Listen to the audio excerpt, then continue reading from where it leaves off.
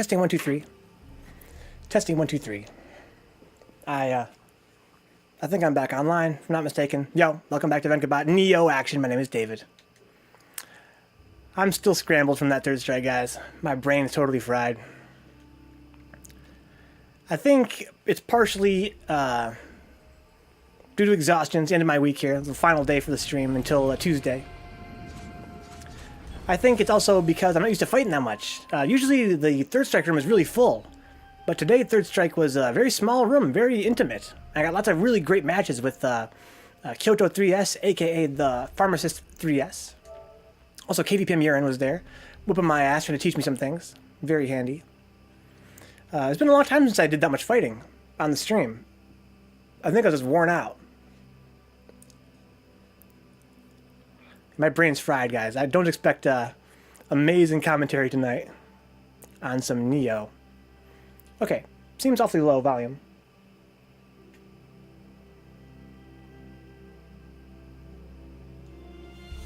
Okay, so where were we? Probably have submissions, right? Makatama of Fire has not been completed yet. There's the main mission, the ocean roars again. Let's go here. I want to make stronger weapons, but for that I need a stronger fire. That Onmyo mage you know told me that there's some kind of fire yokai in the silver mines of Iwami. Could I ask you to go there and take the source of their flames for me? See, I love this bullshit. Like, why all this fucking reading? It means nothing. It just says go kill monsters. Don't get me wrong, you know, I have the same problem with like MMOs and such. Do the same thing, right? They give you a stupid quest, it just means go kill monsters. But for some games, like, you know, WRPGs and such, you know, like Elder Scrolls or, you know, Dungeons and Dragons spin-offs, you know, I mean, a lot of those, you know, dialogue wheel type games, you actually have to make decisions based on the dialogue. You have to make decisions based on the context of the quest. That's why it's there. Right? That's part of the fun. That's literally part of the gameplay. Part of the gameplay is caring about the story. This game, it's like, why even waste my time with all this jibber-jabber when the actual gameplay itself is not affected at all? Okay, so where am I here? How do I play this game again? It's been an exhausting day, guys. I had a really lit Fight Club today in the early time slot. That was the 6 to 8 time slot was Fight Club today. It was really exciting. Afterward was a lot of matches in Third Strike. My brain is totally fried. I can't go back there. Only one way to go. Let's go this way. I think we might already be at 200 followers, huh? Not quite yet. We're like 2 away, huh?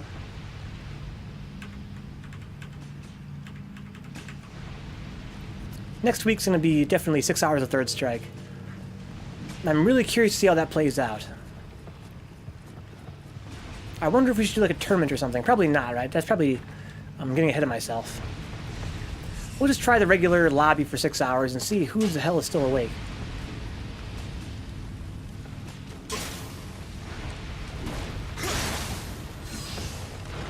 Okay, I'm thinking Dark Souls mode right now. I don't want to play Dark Souls, I want to play Nioh.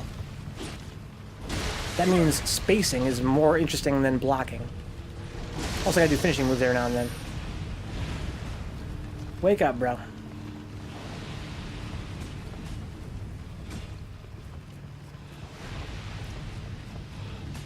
I can drop down there, that's interesting. I think I did that last time. We have poison clouds down there or not? I hear the puffing of a poison cloud. Right? There's a bunch of clouds. Oh, there's the actual rock as well. Can you jump off cliffs in this game? I don't know if you can. Like, I don't think I can jump over like I can in Dark Souls. I want to jump off and then do a attack. What if I go over there? So what if I like hold X And tap X. I don't know. Oh, I'm getting poisoned anyway. Okay. This is not a good place to be. I should drop down further and destroy that rock. Like this.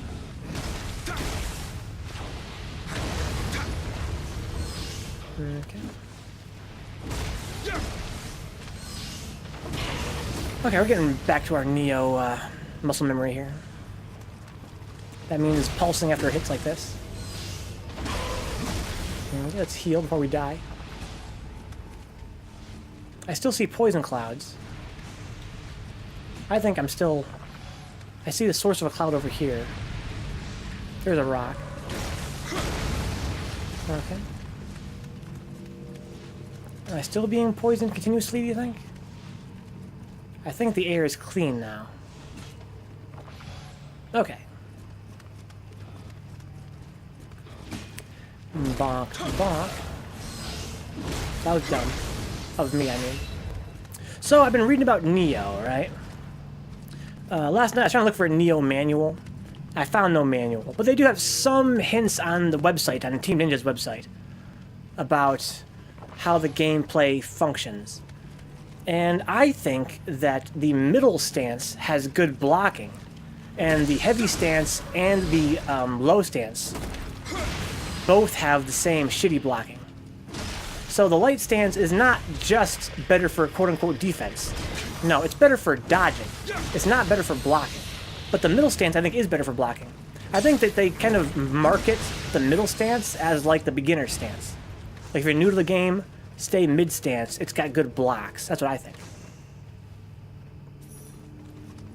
So if I was using my Dark Souls logic, where I favor using a shield for the first playthrough, then it would stand to reason I'd want to use middle stance more often, because they can block foes' attacks and maybe counterattack. Hell, maybe even change stance and go to a counterattack, right? Like, I can change stance, then attack right away.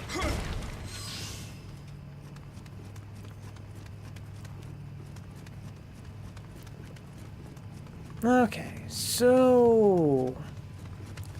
how many pads are there down here? I can go that way. I can go back here. Might be some treasure.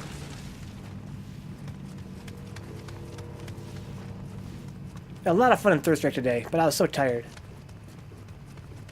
I was like trying to talk while playing, and it was not working out very well. But it was so much fun anyway. I'm kind of embarrassed. I wanted to impress KPM Urine and Mutant and Kyoto. But I was playing pretty sloppy. Even sloppier than usual with my scrubby self. I can kick that down, apparently. I'm not sure why I'd want to, or need to.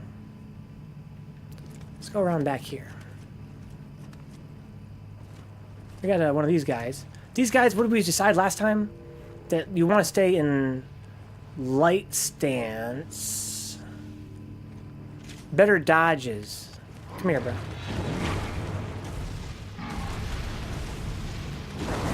Okay, it's fine. Oh my god, that's so fast.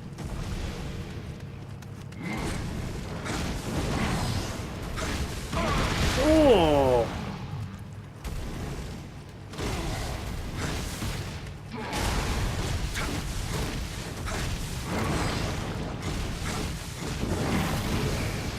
Okay. I don't know. I don't know about that. I'm just mashing buttons a lot, and okay, yeah, that's bad. I think what I want to do is I want to hit him with the triangle, and then wait to dodge a move. Not just mash. I was kind of hoping I could mash square, and then still dodge in a timely fashion. But, no, my brain was too fixated on mashing square to actually dodge effectively. I mean, you literally can probably mash square and still dodge in a timely fashion, but I was too fixated on mashing square to actually be observant. So I think that's not going to work for me. I think I need to, in low stance, punish with triangle, and then wait to dodge again. And then do the same thing again, punish with triangle. That's what I'm thinking.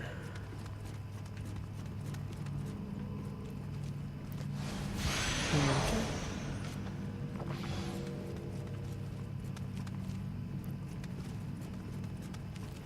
What else is good around here? If I go mid stance, I can block better, huh? Nothing cool back here. I've not tested it. That's what I think. I think that low stance has the best dodges somehow. I'd like to read why. Like, how are they better? Do it have more iframes? I think it goes a little bit further. It might be a little bit faster. I really can't tell.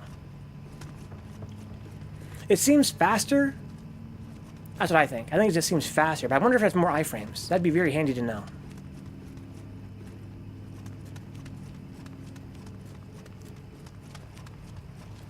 Okay. I want to go back up. Oh, fuck! I almost fell down that hole. Jesus, that scared me. I wonder what happened. Probably sent me right back to the bonfire, right? Respawn all the foes.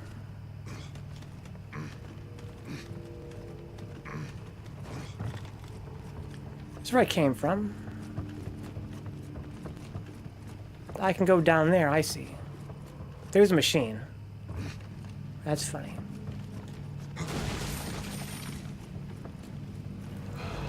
Bonk, bonk. Bonk. Okay. Climb this.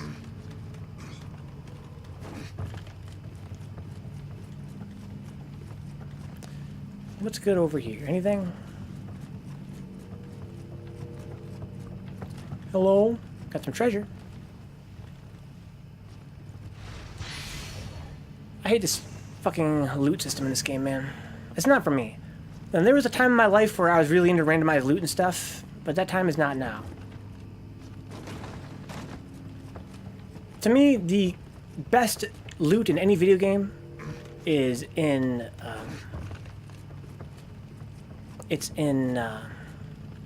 Lightning Returns, Final Fantasy 13-3. In that game, every treasure chest in the game has unique loot that you can only get from that chest. Can you believe that? To me, that's the ideal that games should strive for. This is the opposite. This is just random trash constantly thrown in your face. But again, it's balanced for that, right? I mean, that's how the game is meant to be played. I'm not saying it's bad design, but I'm saying that's not working for me as much. This is kind of a hack and slash kind of a feel to the loot in this game. You have to kind of get a bunch of loot, sort it, you know, observe it, pick what's the best for your playstyle. It's got its own thing going on, of course. Is there another way down aside from dropping? I'm just gonna drop. It's just too slow to go another way around. So I can go back around here, climb this ladder to go to the other side. And this game is a very loot-centric game, kind of like Diablo or, you know, Chimps to Norath, Baldur's Gate, that kind of thing. It's kind of like if a hack and slash and Dark Souls had a baby.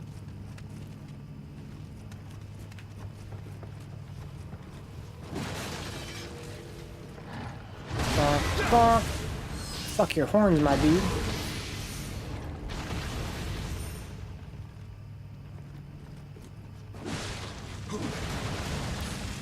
Okay, we got some treasure back here. But yeah, my favorite treasure was definitely in Lightning Returns, FF13-3. Also one of my favorite action RPGs ever made. It really surprised me. I love the shit out of that game. In that game, there are relatively few chests, of course. There are probably, you know, like 6 chests per area. Well, that's not fair to say. Probably a lot more than that. A lot more than that. But 90% contained totally unique gear. That would be an accessory slot item. It was unique to that chest. Hi.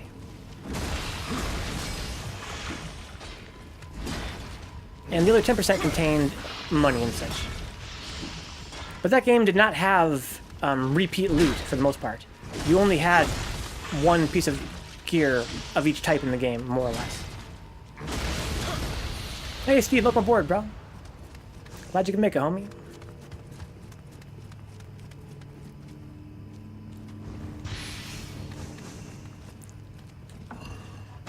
Yeah, 13 through is kind of designed around having the gear be unique. You never found doubles. Even in Dark Souls you find doubles, not that often. Unless you're really grinding. What'd you do, Steve? What'd you do? It's because I'm really high level.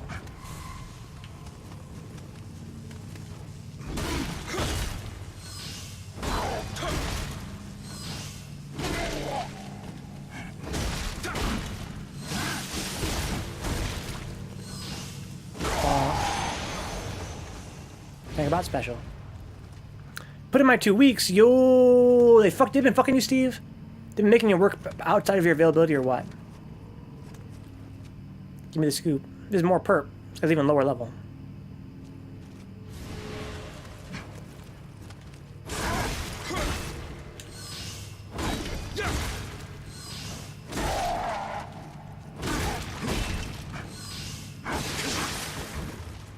I wonder if... Ouch. Ooh. Oh, I'm fucking dead. No! He got me, man. He got me. Yeah, Steve's quitting Red Robin. They've been fucking him. Alright, so I'll get my souls back. I think when they're on the ground... I think that when they're on the ground, I get a free hit. I mean, I get the down move, of course. I think I get another free hit, too.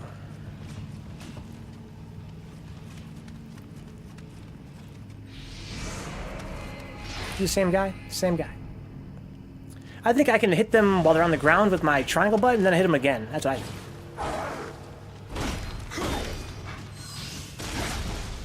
Like right now, I can hit him, I think, for free. Maybe.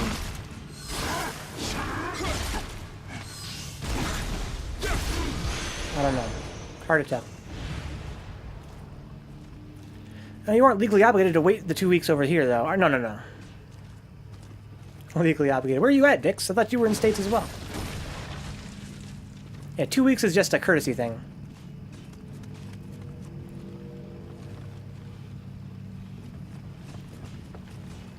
That's where I came from, I think. Or is it not? I don't think it is. That's a new place. Okay. Alright. Nah, Canada, I see. You probably mentioned that before, I just wasn't thinking.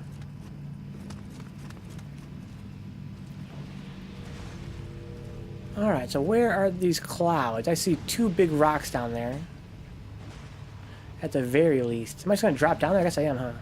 Oh, this is the boss room, isn't it? But now it's full of enemies. Okay, I'm gonna just destroy those rocks, I think, and then just run away. Up that ladder, perhaps.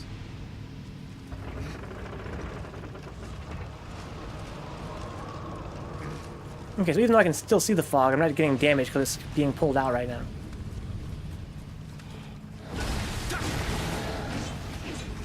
I deserve to get hit right there a million times.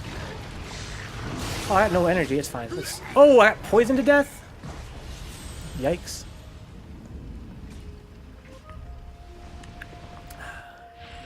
It's okay. It's alright. I want to go this way, I think, right? No.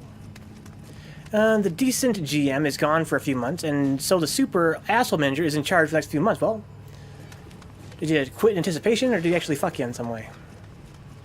Maybe it's quit in anticipation. A few months is a long time.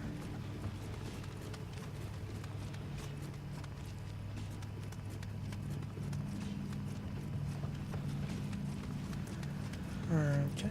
I think I destroyed one of those rocks. Sure I did. I have to turn this on, get down there, and destroy the other one real quick. He's been an ass every day for weeks. What a dickwad.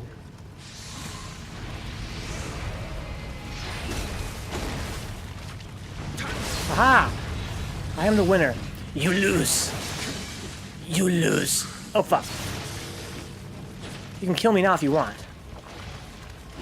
But you still lose. I need to run away, though. This is actually pretty scary.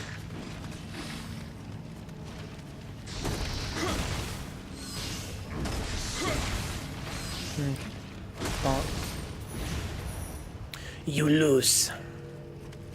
You guys like Iron Man 2? Bonk.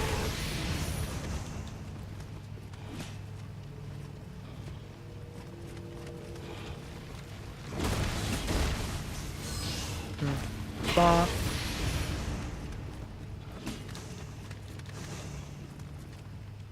Oh, the glowing rocks freak me out. Looks like treasure.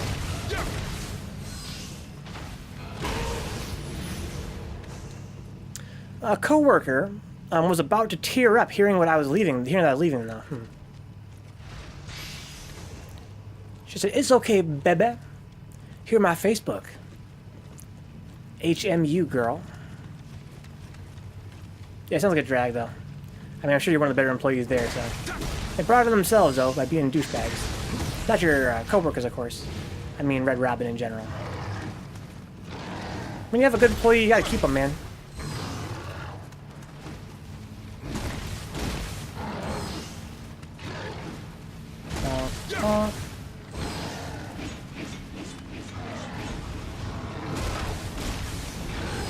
Stop.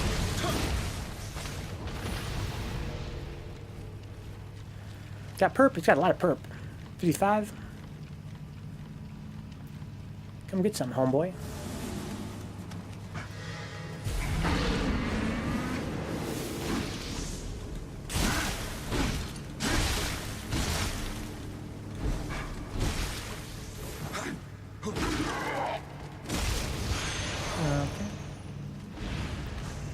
That stuff.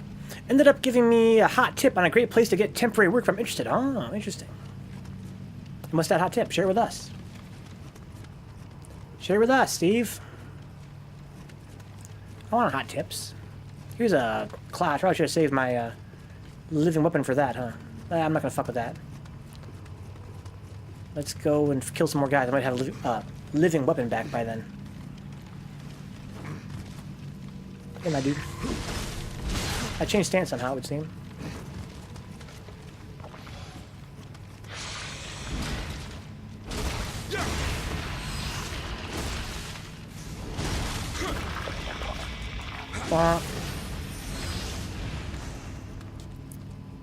Just a website, Indeed.com, huh? Yeah, my brother signed up with a temp agency, and he got a really great job. So I'm kind of curious. That might be interesting to look at some point. If the whole streaming thing don't work out. But how could it not? Look at all this sweet dough I'm pulling in. You can upload your resume and just select the jobs you want to apply to. Okay.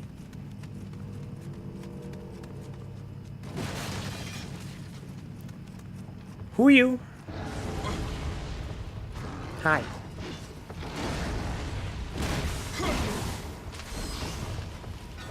Bonk. Ooh, 2 hits, yeah. Bruh. Look at him. His soul is broken. His spirit is broken. He's like, really? It wasn't even fair. Is prostitution an option? For some people, I guess.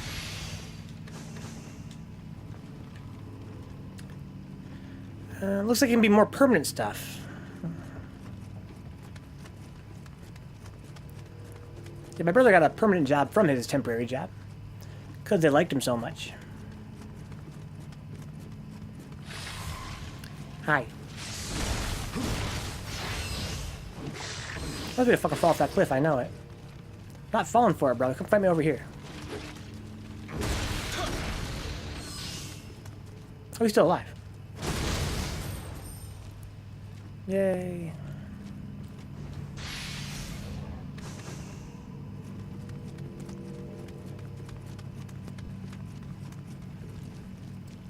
Okay.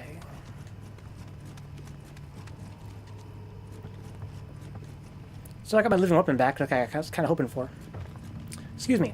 I got my living weapon back, just like I was kind of hoping for.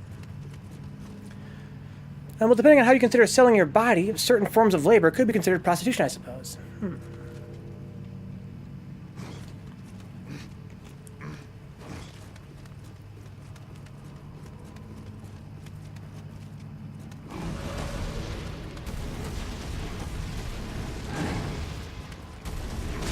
Oh, this is not good.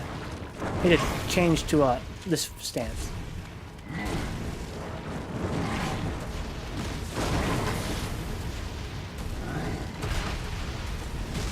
Well, I want to hit triangle, right? Not square. I want to hit triangle once, then be done with it. Like this. Okay.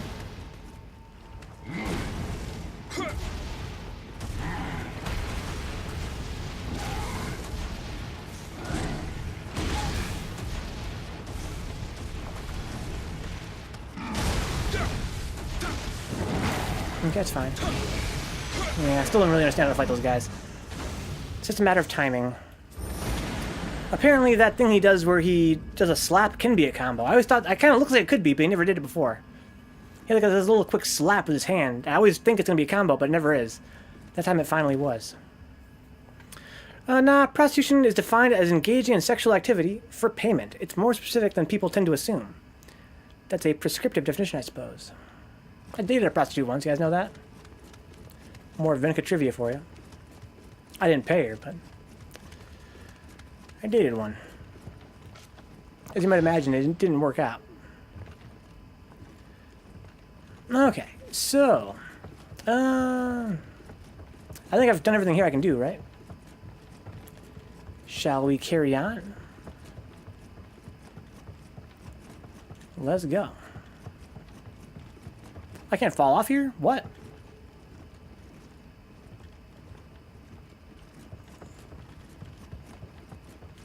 The fuck?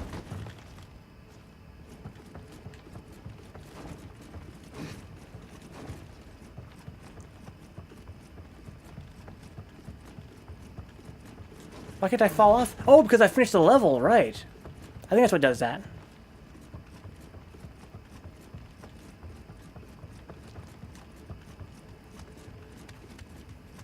Interesting. Funnily enough, it's legal to sell sexual services, but illegal to buy them here. Really? I think that's the way it should be. I find it weird when you're watching cop shows and they like shut down prostitutes. It's like, what are they doing? They're just soliciting, right? They ain't buying. That's just me, though. I dated a dominatrix. True story. True story. She had a friend who was a prostitute, and she looked down on her friend, right? And I was like, how can you look down on your friend who's a prostitute? You're a dominatrix. And she was like, yeah, but it's different. I was like, do you fuck people for money? 1 hour till school. Who doesn't do? I love school. Let's go. Let's go to school. Yeah, Steve loves school. But he's in there for what he loves to do. He's learning to cook. That's what he loves. Thank you, Chad. I'm sure the Magatama will heat up the furnace if I put it in. Indeed, I can feel its heat from over here. I'll prepare everything at the smithy, so bring it along next time you visit. I'm sure I can be even more help to you then. Gotcha. Okay. Made a cake with twice the sugar as it had flour. That sounds amazing. I feel like I love this. I like the sound of that, man. I like the sound of that.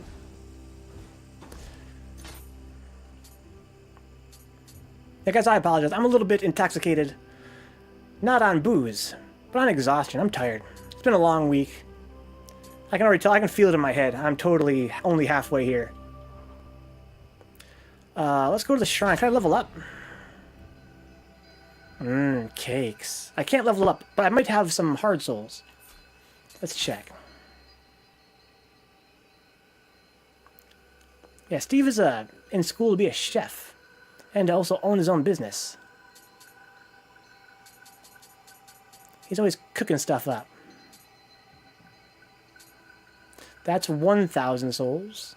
So it's about, yeah, it's not enough.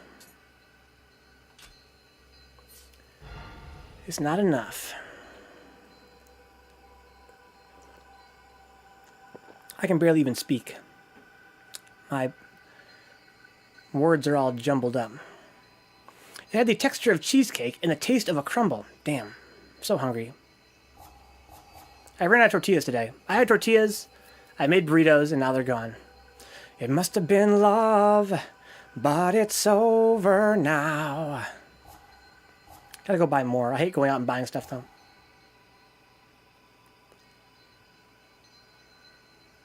Maybe Dix doesn't like things that are overly sweet. Dude! Dix with the insults right now.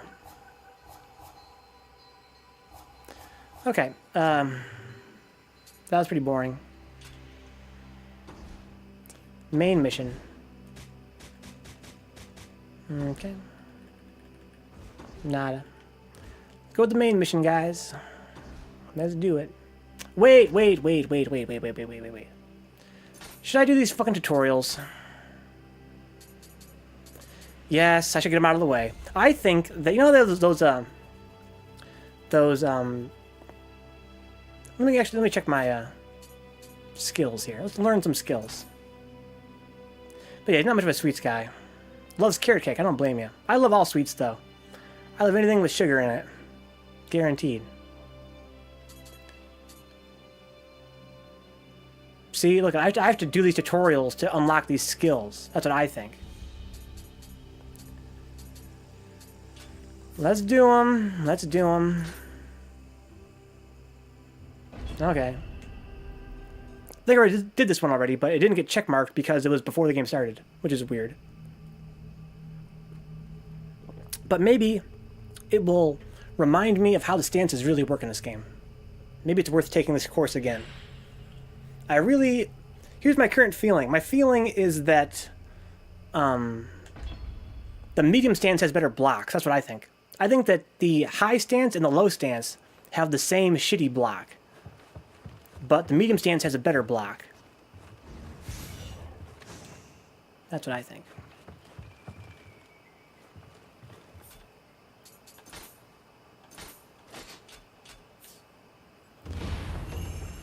Okay. Quick attacks is fast and don't consume much ki. Causes light damage. The strong attack is powerful but consumes more ki and lowers your guard. I wish these guys would just not try and you know, use like in-universe language, right? I was thinking that last night. I wish that even Dark Souls is guilty of this, right? Dark Souls is like, oh, you raise your agility. This is Dark Souls 2. You raise your agility, and it may improve your dodge. It's like, can't you just tell me that every 20 agility gives me one more frame of invincibility? Like, how am I supposed to invest these points into this stat if I don't really know what they do? Right? Like, I know what strength does. It makes me do more damage. That's really basic. So how am I going to invest that same point into adaptability without really understanding what it does?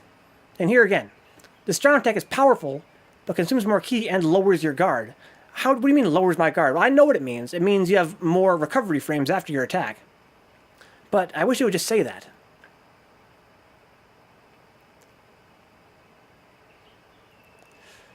I'm sorry, guys. I was thinking about that last night. I wish this game would really explain to me how these stances work. But I have to look at a fucking wiki, I guess. Because there is no manual for the game, and the game itself doesn't really explain how it works. You have to look at a fucking wiki just to understand the basic mechanics. Okay.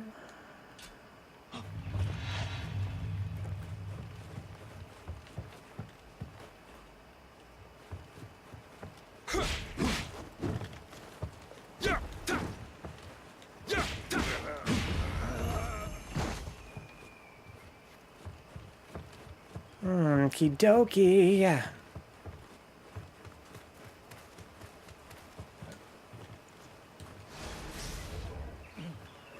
Guard and dodge, okay?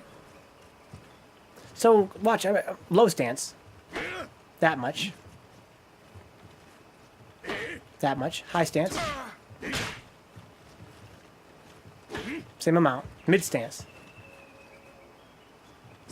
Same amount. Okay, so blocking is the same no matter what stance you're in. The block is the same, it would seem.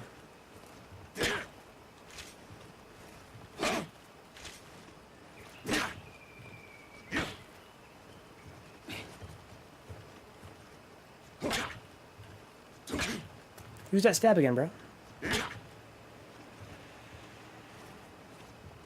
It's the same. So the block is always the same. It just changes the dodge roll. I don't know by how much.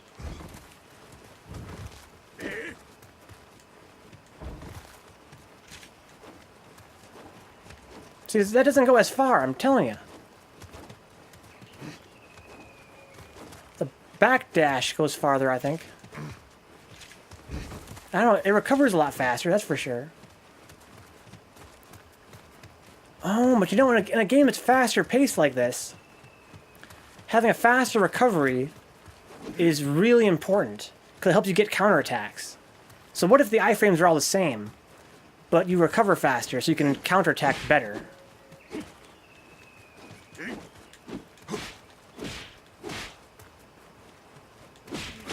That might be what it's all about. Apparently a dash is a 1/12 of a teaspoon. A dash.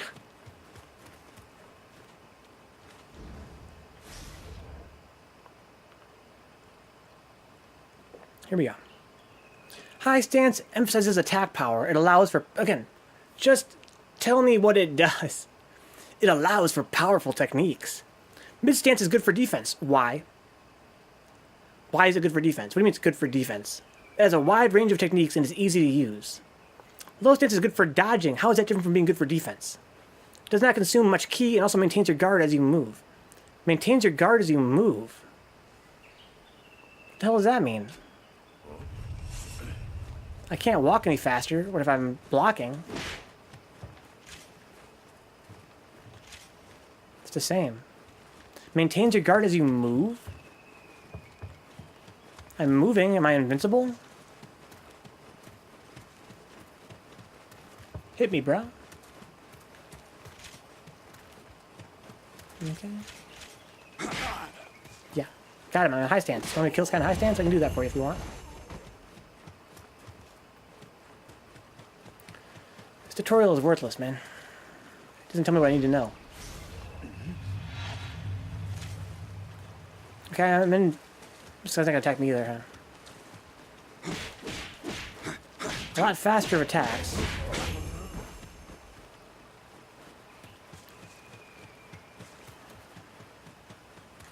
Okay. And mid stance. Yay, okay.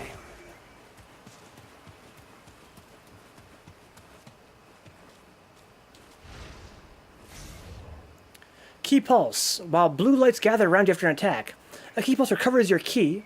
The amount varies based on your timing. Okay, so the better you time it, the more you get. The maximum is determined by your ki gauge, okay?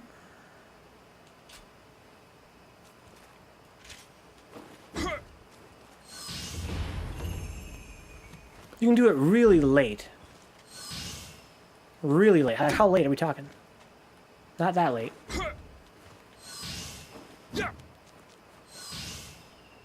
I wonder if doing it late is actually worse.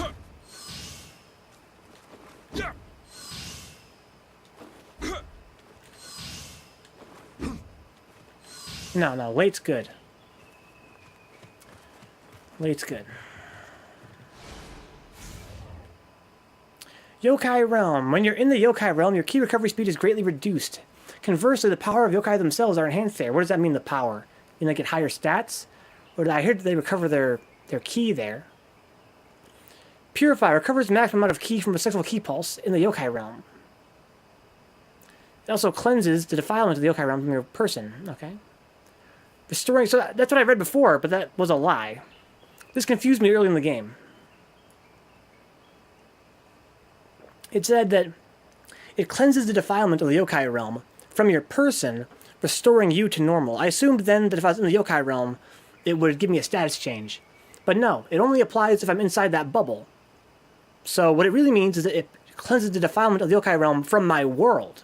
It gets rid of that bubble. It doesn't cleanse it from my person. It actually gets rid of it altogether. Sorry, guys. I'm salty.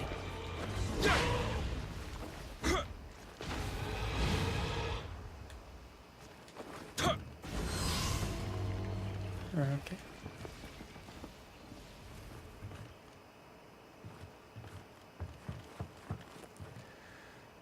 Yeah.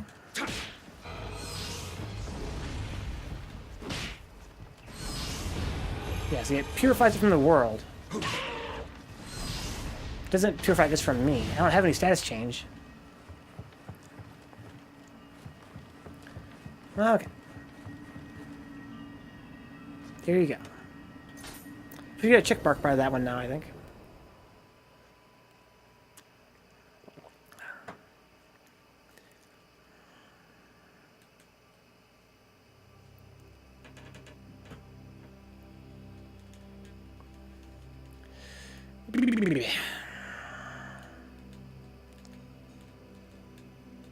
I was thinking recently about game design. I was telling my friend about my experience with this game so far, and how the dodge roll has less iframes than in Dark Souls, right? The dodge roll is much tighter frames for being invincible. And I was telling him about this, that bat boss, right? And about how I had to dodge roll through the fireballs. And it beat me so many times, I was trying to learn the timing on the dodge roll. And my friend said, wow, I would have no chance against that boss, because when I think of dodge rolls, I don't think of iframes. I think of escaping the radius of the attack, right? Like in the Surge. In the Surge, when you roll, it's only for spacing.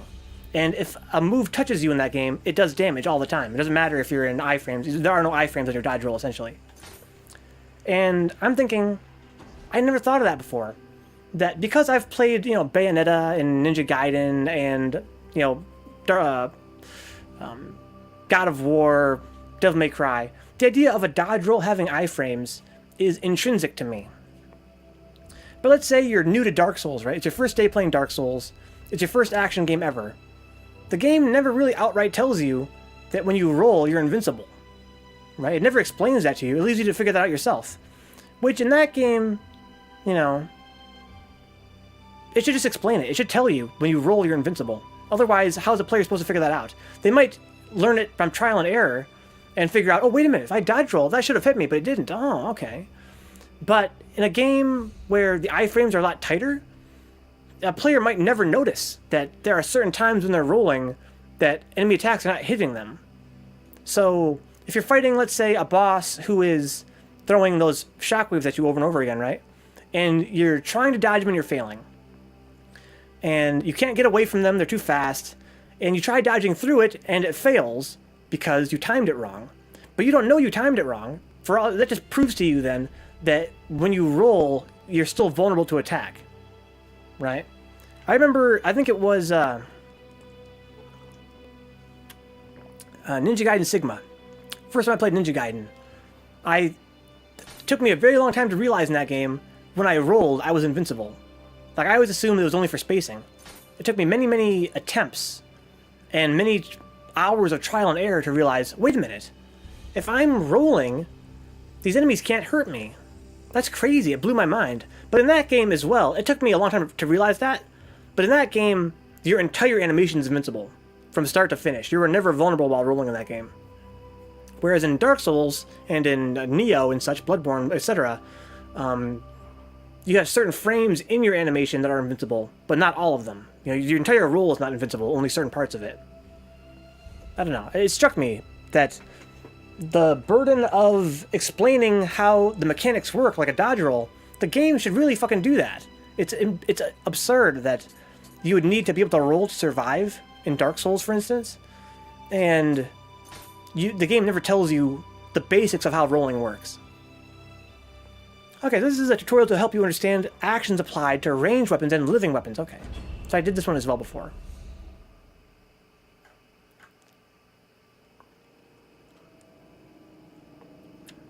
And the only reason I assumed in Dark Souls the dodge roll had iframes was because I had played other action games in the past, where that tends to be the case.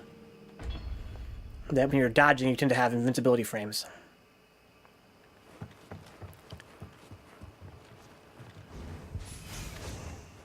Dark Souls never explained that to me.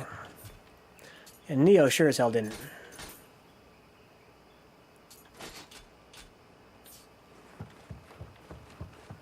Okay. Yeah.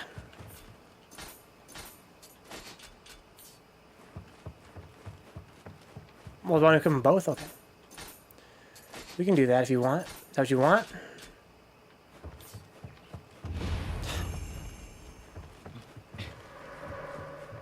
Change weapon, okay.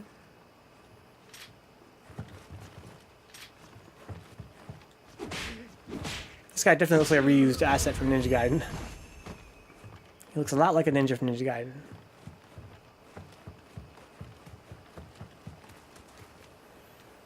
Okay. To shoot, press R2 while holding L2. Switch ammo type. Square for normal, triangle for special. I wonder what makes them special. I know they do more damage. Ready your ranged weapon with L2. Oh, R3 to zoom, okay. Press R2 to shoot. Use R to move the reticule. Switch between types of ammo by pressing square or triangle. Some enemies have a weak spot. Landing a hit on their weak spot will deal greater damage and break their stance. Break their stance, what does that mean? The middle of the reticule will turn red when pointed at enemy's weak spot, and the rest of the reticule will turn red if you're closer. And the rest of the reticle will turn red the closer you are to an enemy. Okay. I got all kinds of stuff. Let's try a gun. I've never used a gun before. Let's go here. Matchlock, longbow. I want the other one. That means like this. Okay, it takes a lot longer to pull out. And I can't move. Oh, I can. But not while I'm readying it. It takes a very long time. What about if with the other one?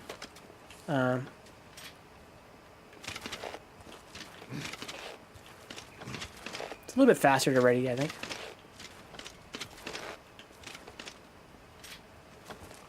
Yes. Much faster to ready. I have, special and normal. Not sure what makes it special. We got foes. Mostly red.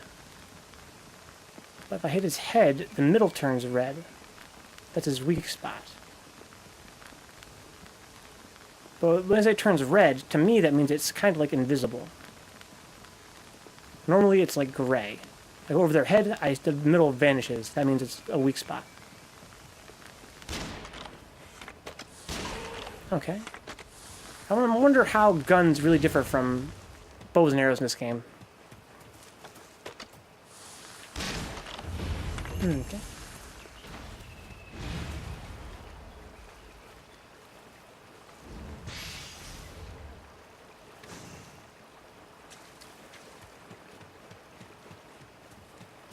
Alright, what now? Item shortcuts, okay? Change shortcut R2. Gotcha. I have no items now. Want me to equip an item? I can do that if you want.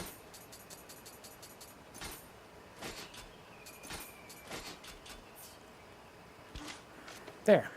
Are you happy now? Okay. Jesus.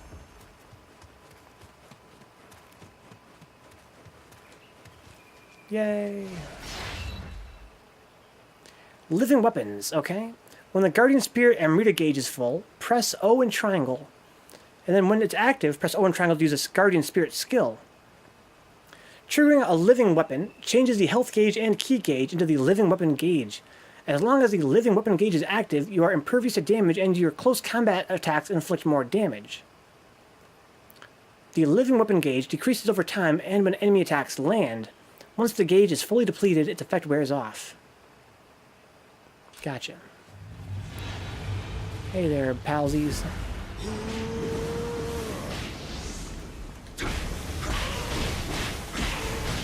Okay. Gotcha. Yay.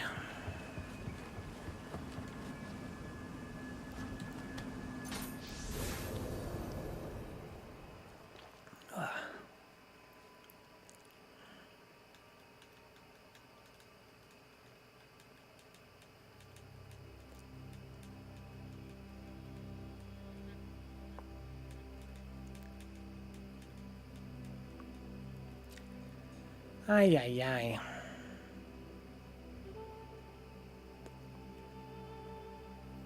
How many left do we have? How many more of these do we have here?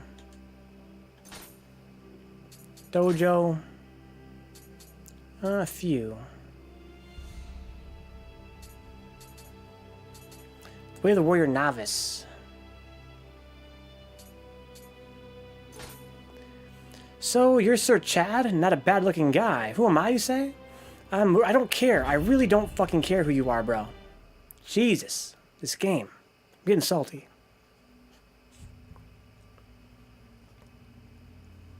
I'm sorry, YouTube. If you want to read that, go ahead and pause the video. I'm so sick of this game trying to give me all this text to read. That has no bearing on the game whatsoever. Okay.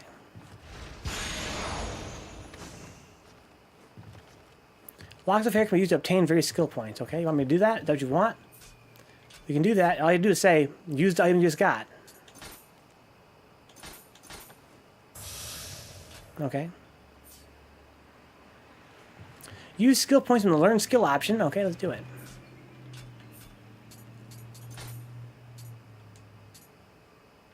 It has to be glowing like this one here. Disperses ki from your sword to stun surrounding. That sounds like fun, to be honest with you. Triangle while guarding. What was it assigned to? You can switch which skills are assigned to which commands from the skill customization option in the stats menu. Okay, let's do it. Oh, it's I can proceed though. Where? Here? I think it lied. Let's go do that.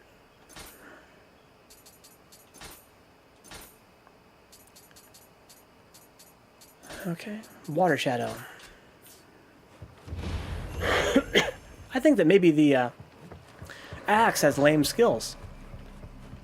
I assumed all skills in this game are really boring. Maybe it's just, I have no weapon. Should I equip one?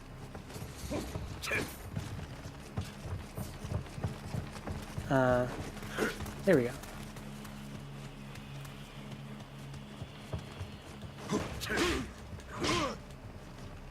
Okay.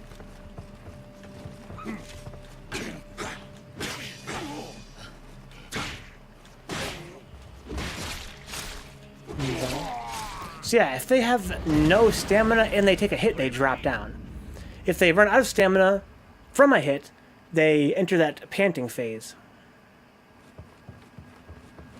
But if they're in the panting phase and they get hit, they drop. Interesting.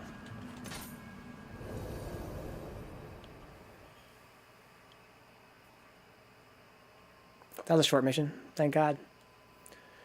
Glad I didn't read that intro. That intro would have taken as long as the mission to read.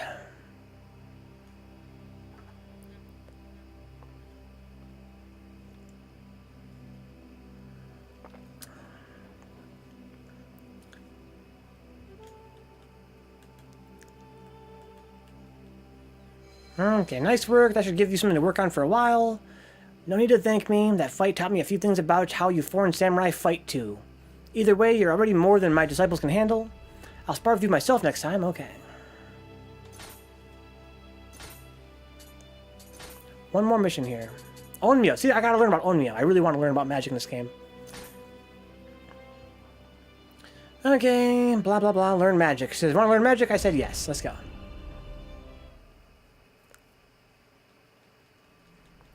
Let's learn magic.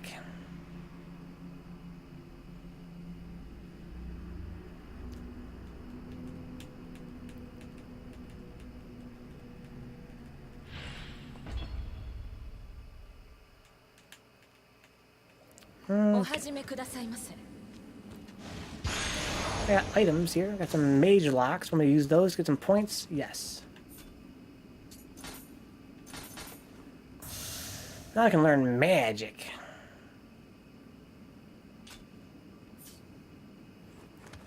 Okay, let's go to the skill menu. Go to Onmyo Magic. I want to learn Talisman Fire Shot. I guess. There. I learned it. Now what? You can ready ninjutsu and Onmyo at a shrine, okay? Use them like items on shortcuts. Gotcha. Okay, so it's Ready Our Jutsu. Onmyo. Talisman Fire Shot. Or that works as well. Instead, it's a shortcut. Wait, I just readied it. They're both readied now. But they need shortcuts, okay. So we'll put one there. And we'll... Wait, what? Okay, there we go. Alright, now what? So there they are, 3 of each one. Or 2 of one, 3 of the other. Oh, here he comes. Fire shot. That's kind of sick. Eat shit, asshole. Okay.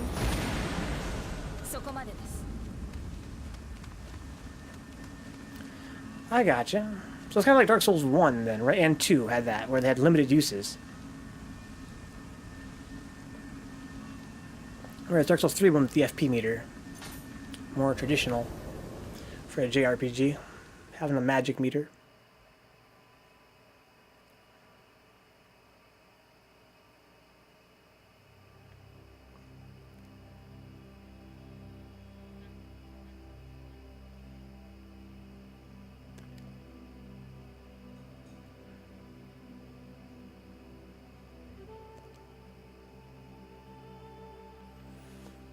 Okay, blah blah blah. Got some stuff, looks like, some armor. There, I did all the tutorials now. So I think now I can learn a bunch more skills that I could learn before. Okay, so hang on, let's actually go check our titles and stuff. Titles. Prestige summary, I have 3 points. Life. Okay. Durability of living weapons, okay. Emerita earned, nice. Okay. Ungyo prestige. What the hell is an Ungyo prestige point? What the fuck is Ungyo prestige? Gold earned, ninjutsu power, human close combat damage, damage from fall. I don't want any gold. I think I want human close combat damage. Okay. Okay.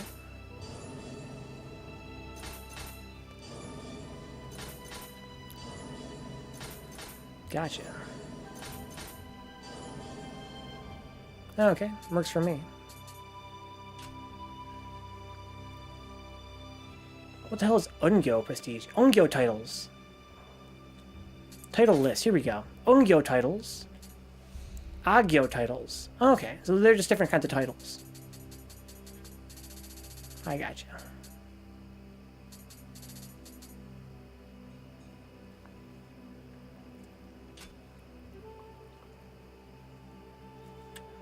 I really like that system.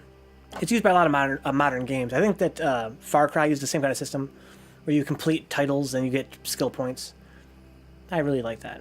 It gives you an incentive. I don't like it. Well, I shouldn't say I don't like it. It's kind of boring when some games give you a big list of objectives to complete, but they don't really give you anything. It's kind of cool, incentivizing you to kill certain enemies and do certain quests and stuff to get skill points. What are these? Okay.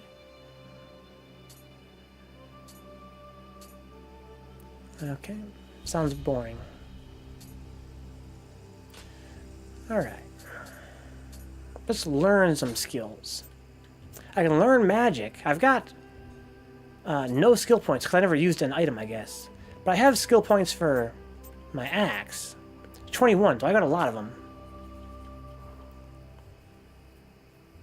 Increase your defense by sacrificing movement speed. Okay.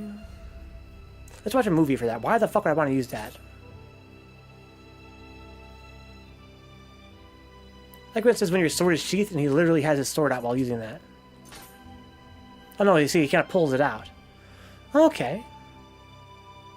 But I don't want to sacrifice my movement speed in this game. Why would you want to do that? Life plus 100 is passive. Gives me more life, huh? That's kind of quite a nice bonus on life there. Increases ki used when dodging in exchange for decreasing ki. Oh, when attacking. Can only be used when your sword is sheathed. Now, that sounds more like my playstyle. But is that really what I need? Yes, it is. That would help me do my cheesy triangle R1 for even longer. Interesting. Doesn't cost that much. That'll give me more life as well. Okay.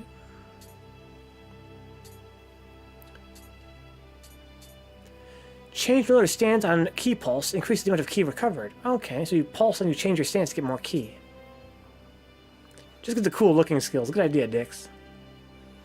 That's why I think it was Dewstraw was like, watch the movie, watch the movie. I was like, I don't want to watch it, who cares? Increases key recovery when you switch stances during flux. Okay. Already have this one, I think. Yeah. Okay. Rumbling Earth. Let's see here. Accumulate more power during Rumbling Earth. Don't care. Key Pulse Heaven. High stance only. Follows the combo up with a jumping slice. Never seen that work before. At end of combo. I think it has to be a triangle combo. Axe damage increases 6% against yokai. Oh, we can get more too. But I have to clear missions first. High stance only. You hold triangle. Focus your strength before unleashing a powerful blow. How? Let's play the movie. Okay. That's kind of neat. That kind of reminds me of... I mean, it's the same command I use for a couple of my skills. That I already have. Roar, mid-stance only. A full frontal charge. Slams the enemy while parrying their attack. Oh, right, this one parries... I forgot that parries attacks. Interesting. Yeah, it's in full guard, so they can't attack through it. This one slams the enemy while parrying their attack. So you hit square while guarding. It's like a counter, huh?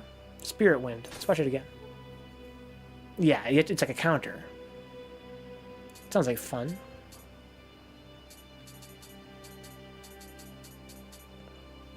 Cloud Crush, low stance only. Follows up a combo with an upward slice. Okay. Scrapes the ground as you swing your weapon up, sends debris flying. Okay, how is the debris used? No clue. Oops. Yeah.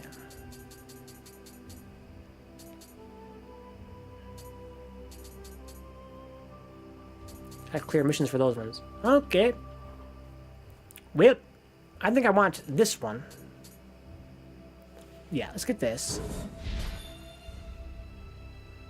Increases key used when dodging. But decreases key used when attacking. See, I can imagine using that. I wonder how long it lasts. Wonder how long it lasts.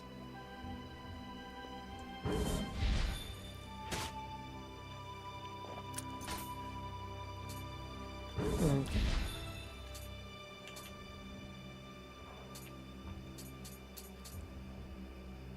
Okay.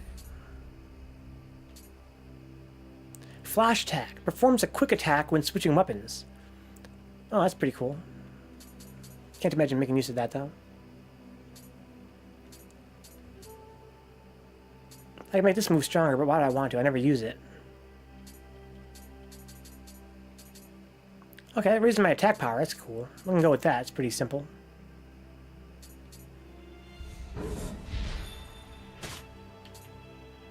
Okay. Mid stance. That's like a counter move.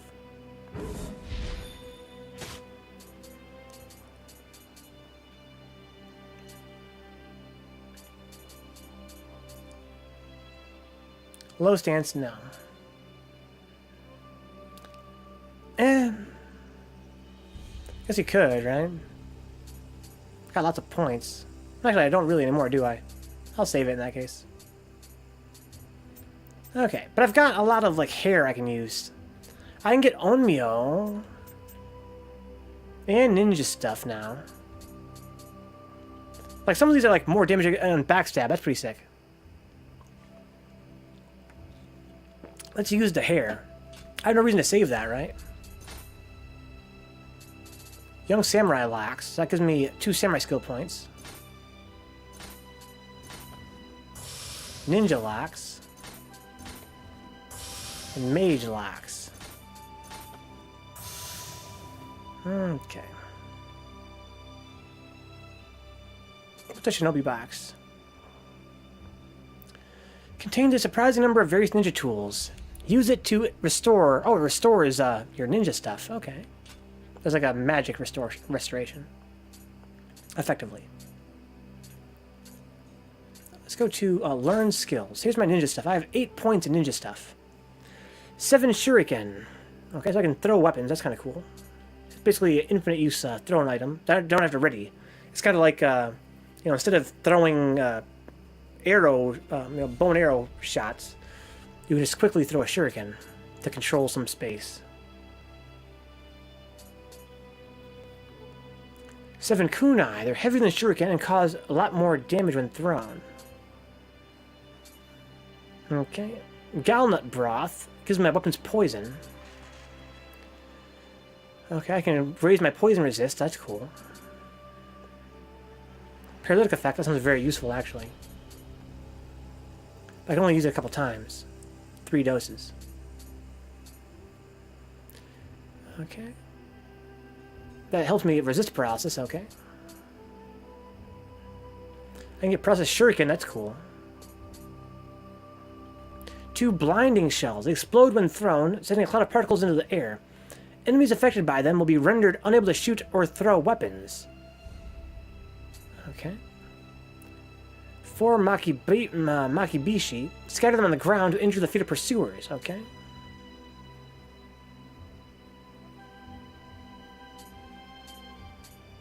Okay.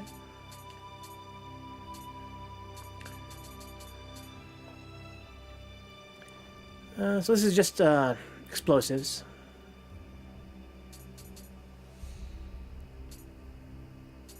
Okay.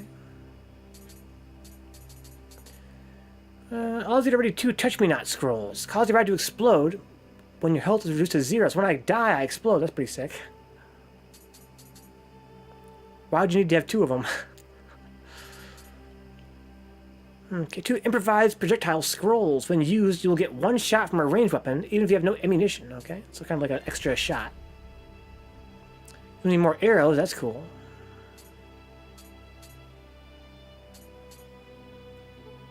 More bullets. More cannon rounds. You gonna have a cannon at some point? Tiger running scrolls. When used, increases your run and dash speeds. That reduces ki consumed. That's cool. Increases speed by 5%. Nice. Smoke balls. Smoke screen. They can't lock onto you. Okay, that's cool. Quick change scrolls. You can survive an enemy's attack that would otherwise reduce your health to 0. Okay. Okay, have I heard of Code Vein? Yes, I have. Code Vein, yeah. Prepare to dine, right? I'm thinking about getting that on launch. What do you think, Kay? What's your stance on Code Vein? So, if they don't notice me, use triangle. That's what I want. I want to get backstabs.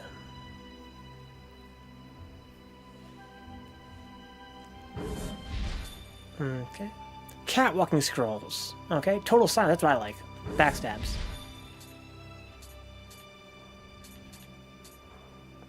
Okay, this one allows you to ready 5 super scrolls. Yo, super scrolls? It reduces your presence, making it hard for enemies to find you. Okay, so it makes them forget about me, I think. Like if they're nearby and they're aware of me. Kay's excited. I hope it doesn't suck, though, because I might pre-order it if I can. I wonder if I should pre-order it. I'm kind of dedicated to getting it on launch.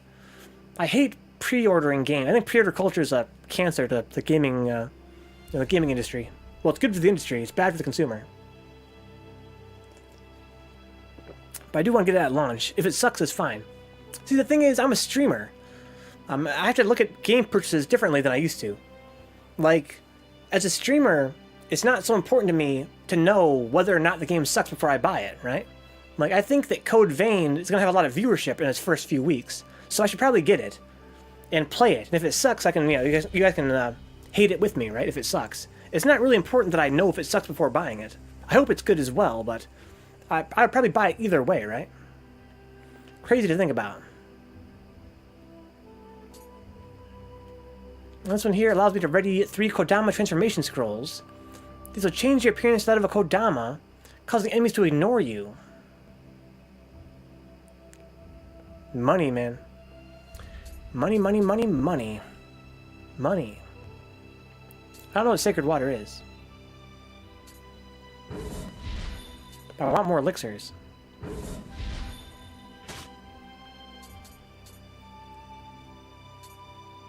I only have 1 ninja point left.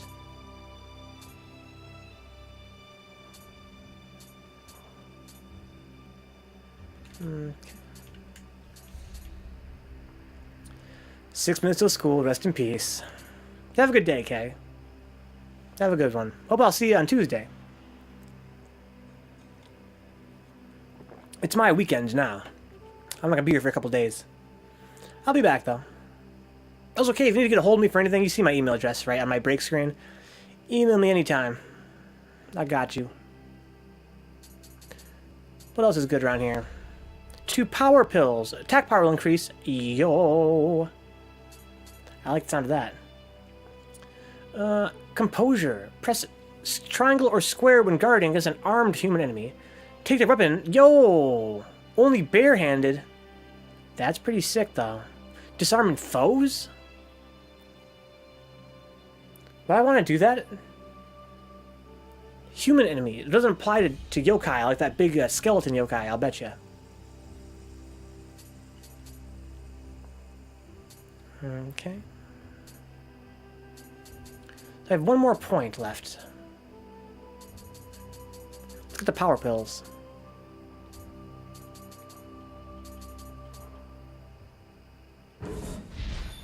Okay, so I've got Nioh as well.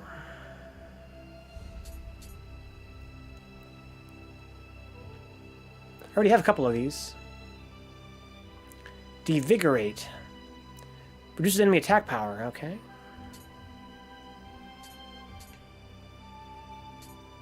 Oh no, I don't have this yet. Or do I? I think I do. Yeah, I do. Weakness talismans, okay. So I can make enemies have lower defense, apparently. 2 life seal talismans. They reduce their ability to recover ki. Oh, that's handy.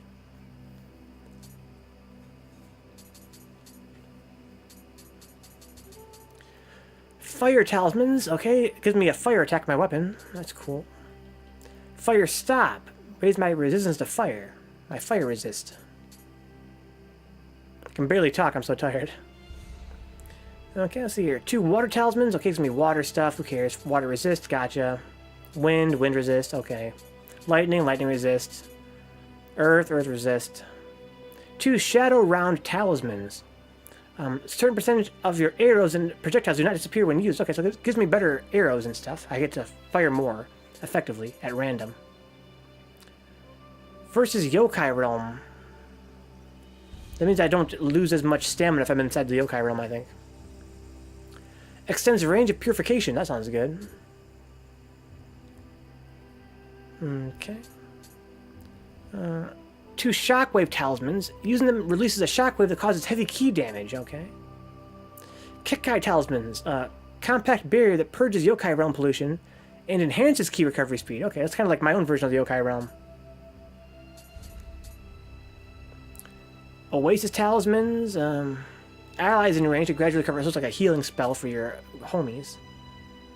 I can regenerate health that way with that one.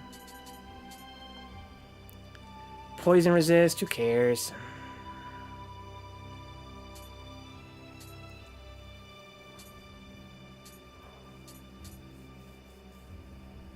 Carnage talismans.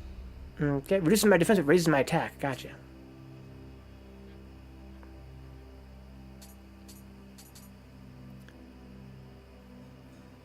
Okay, don't care about these.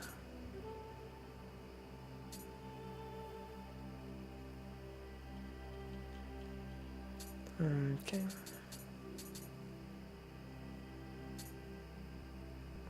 Gotcha, gotcha, gotcha.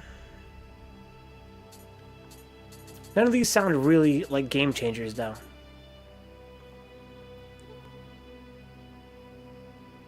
I think I'm not going to worry about these. I'm going to save some points until I have a little bit more. I only have 2 points right now. Nioh is so confusing. It is very confusing. I mean, I'm a lifelong RPG action game player, and it's still confusing. They could do a lot. I think the interface is not that good. I think the interface itself is... It lends itself to being confusing. I think that the game could explain itself a lot better as well. Have a good day, Kay. Knock 'em dead out there.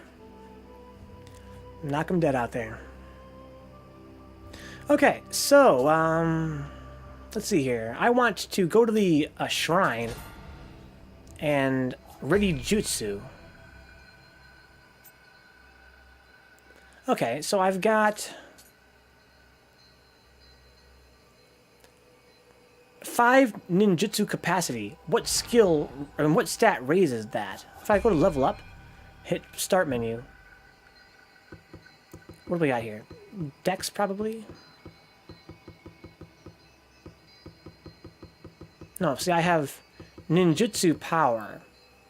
Gives me more effectiveness. There's my capacity right there. So if I rose my... I can't raise anything. I don't have any...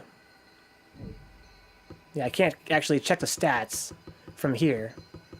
I have to actually level up to do that. That's fine. Let's ready our juts. Ready that juts. So I can only equip one of these.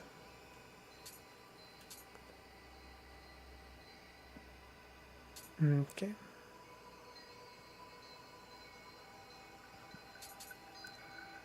I think I want the catwalking.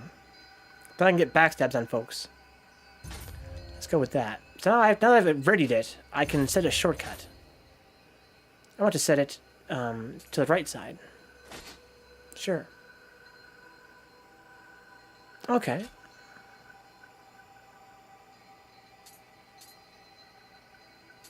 Yeah, so now I can't equip anything else. Okay, I gotcha. That's fun. I actually really like that.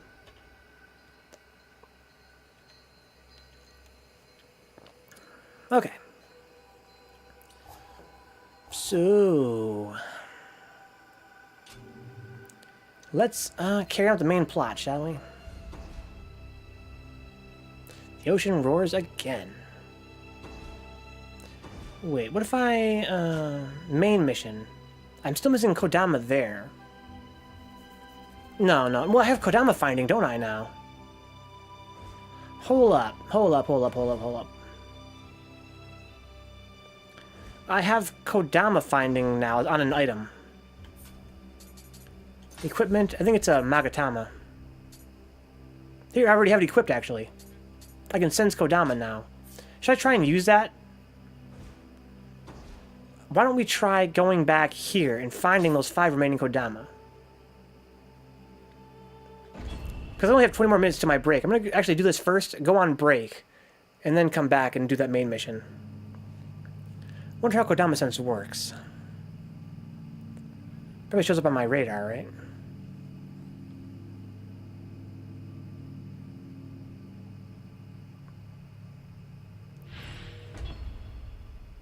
I wonder if that radar is ever going to be useful.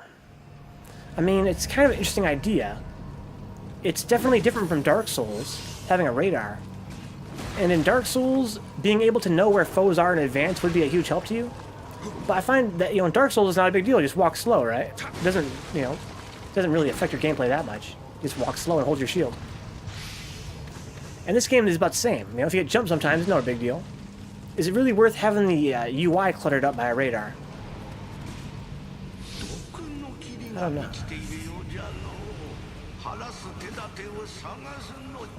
I like the audio cue for enemies. That's kind of cute.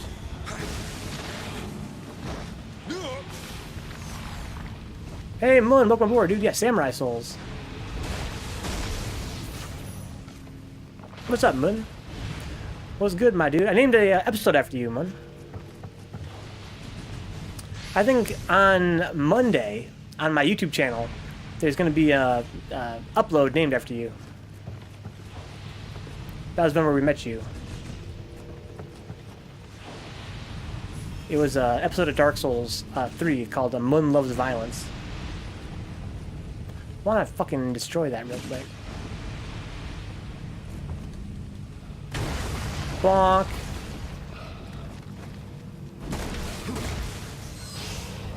Yeah, these guys, if you don't kill them, you have to be defensive. You can't just keep smashing them. On Monday, yo, Mun. I guess so, huh? I guess so. I think it's Monday. It might be Sunday.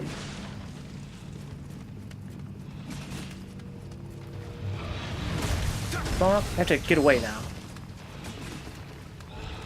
Let him do his thing.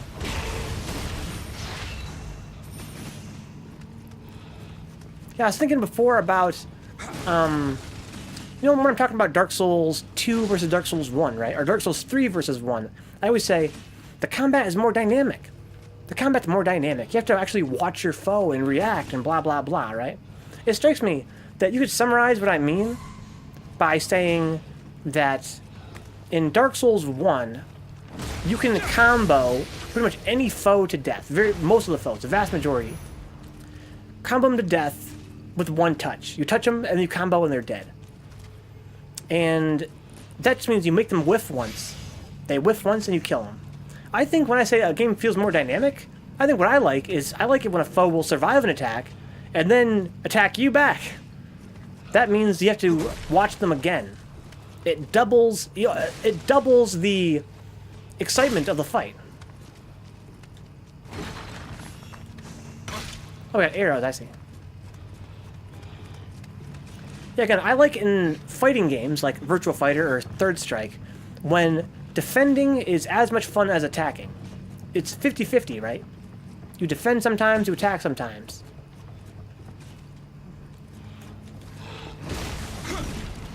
And I think I like it more in these Souls games when foes, you take turns fighting, right? You attack them, then you have to watch. Then you attack them again, then you have to watch. That's what I like. Whereas in Dark Souls 1 and in Bloodborne, you just backpedal, and they whiff, and then you go ham. And they die. Every enemy is dealt with the same way, by backpedaling. Yeah, but in 3, some enemies go to bullshit levels of comboing you.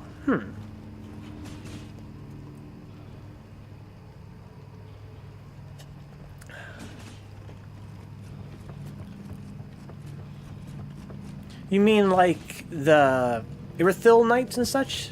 Once they touch you, they do a lot of damage. Yeah, but you know, Bloodborne had that a lot worse. That was kind of what I hate about Bloodborne too, where every enemy attack in that game was a flurry of swipes, so that if you get touched by one of them, you get big damage. But that game was more of an issue because in that game you couldn't use a shield effectively, whereas in Dark Souls with a shield, I find that I don't really get comboed by foes.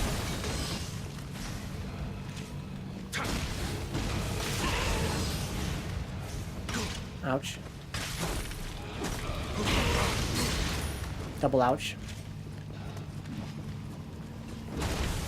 But yeah, it's the same idea, though. The idea is, I like it when you take turns. So yeah, when a foe combos you to death, it's the same idea. Yeah, I don't like comboing foes to death, and I don't like being comboed to death either. I like it when you attack, and you're attacked. You attack, and you attack. You know, it's like a back and forth. To me, that makes any fight... You know, if a fight takes, you know... if there are 2 back and forths instead of just 1, then it's already twice as exciting. Take the Pontiff, that's what I mean, yeah, that's what I was talking about. They hit an overwhelming amount of times, are hard to dodge, deal high damage, and are very aggressive. Yeah, they're very aggressive. But in that game, you have a shield as well. I can't complain too much about aggressive foes in a game where, you know, great shields are always an option.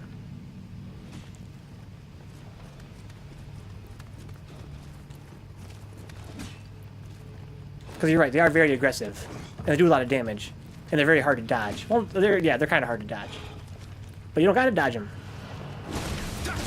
In Bloodborne, you do gotta dodge them. In that game, there are a lot of foes that are very hard to dodge. I'm not gonna go my Bloodborne rant. You know I want to really bad.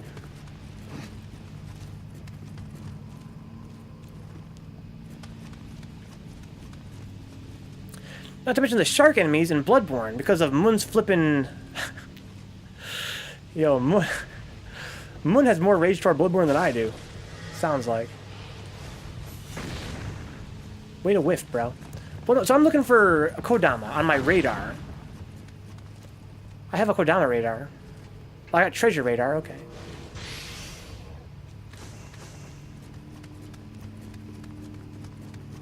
Just a DLC. Yeah, I was very judgmental. Very judgmental of Bloodborne. So I have to watch my radar. I'm not used to watching my radar. I have to watch it so I don't miss any Kodama. Did I miss any of them yet? I don't think so.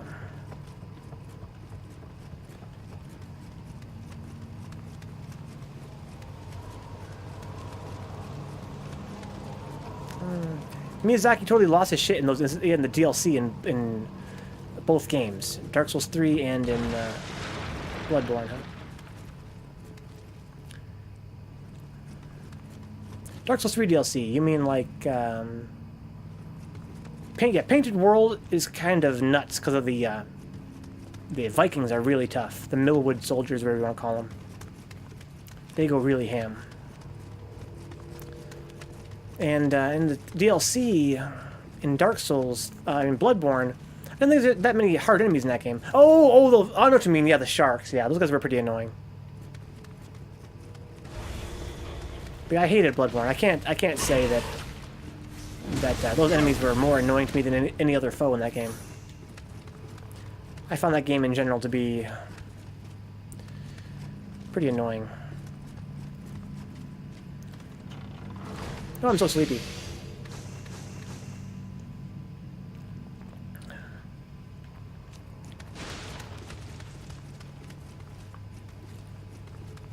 It's good to have you, Mun. You mentioned before you're on the other side of the world. Where are you at, anyway? Well, in 3, especially in Ringed City, the bosses have a ridiculous amount of HP. You mean like Midir and, who else is in Ringed City? Midir and Gale. Who was before Midir?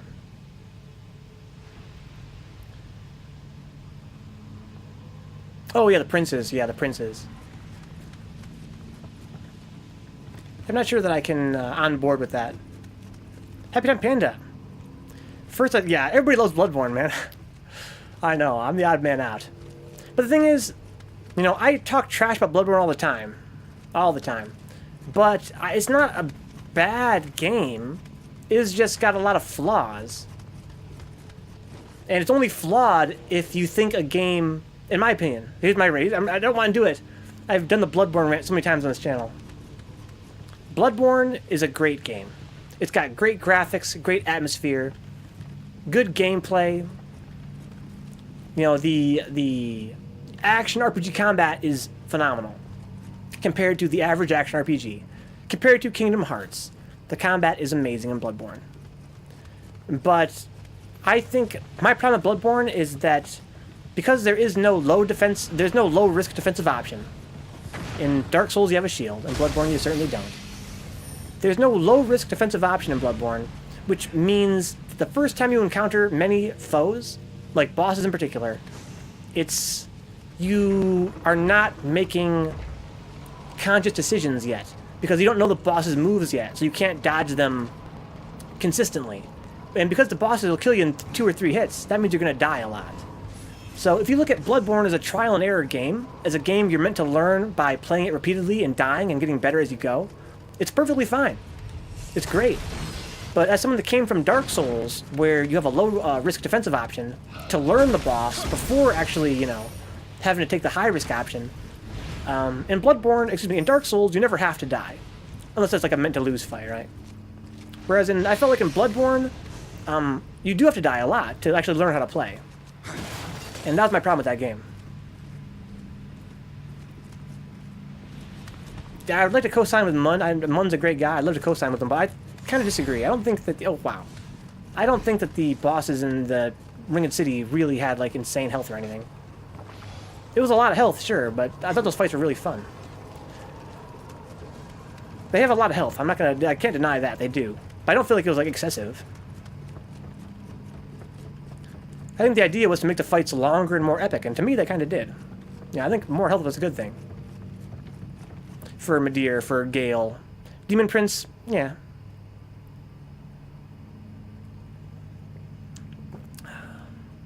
Also, welcome aboard, Happy Time Panda.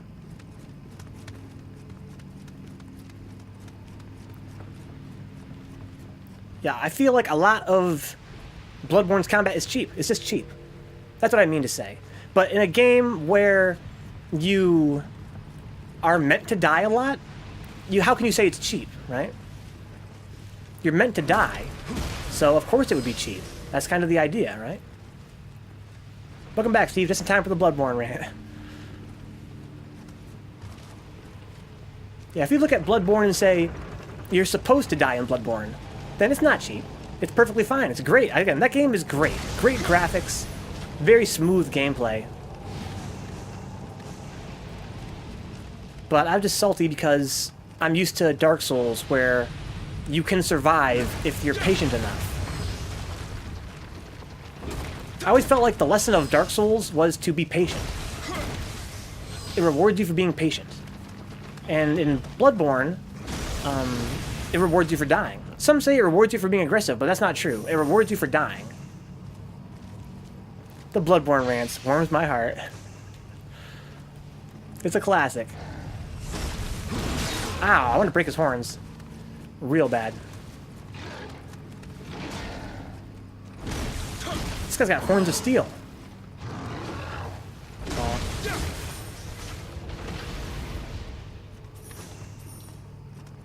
Yeah, Bloodborne, if you analyze the design, it's full of cheap deaths. It's almost nothing but cheap death. But that's not really a bad thing. If it's... Ooh. It's got a lot of perp. Cheap death is not a bad thing if the game is meant to kill you. A Vencabot special for 3 games in a row.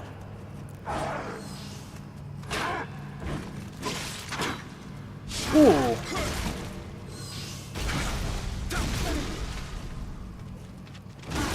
Bonk.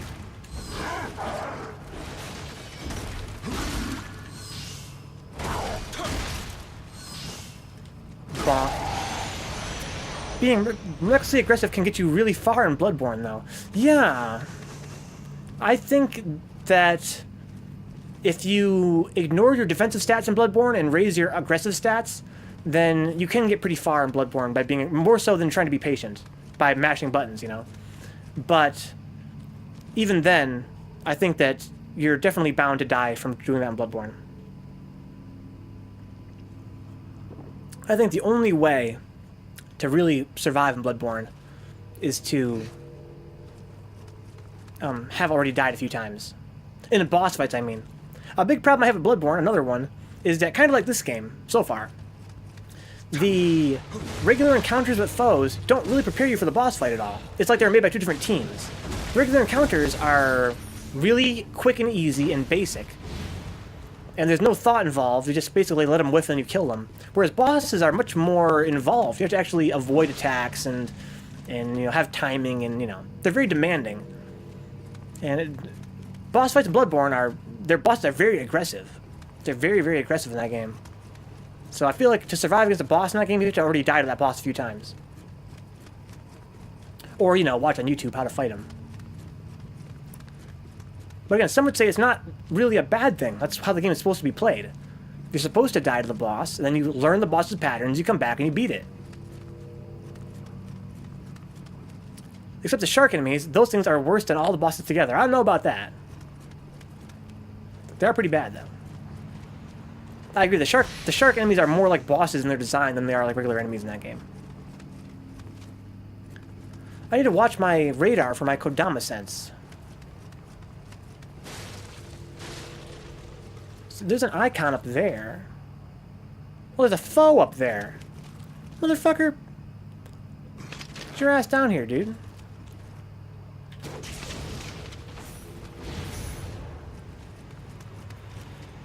How do I get up there, do you think? Probably a ladder, right?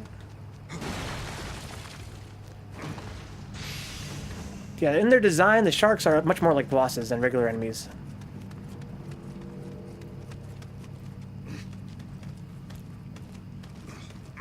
I find that in Bloodborne and Dark Souls 1, the enemy designs are kind of similar how they behave in their AI. They swing for the fences, then you let them whiff or whatever, and then you kill them.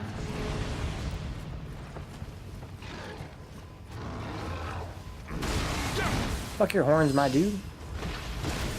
One wonders if there's any knight equipment in Nioh. Yeah, there is. There is. I already have some. But it's mostly Japanese. The knight stuff is only like an Easter egg, kind of. Because your main character is white. He comes from Europe. So when you start the game, you're in Europe, and that area has knight stuff. As far as I know, the rest of the game is mostly samurai stuff. But yeah, you can get some knight stuff.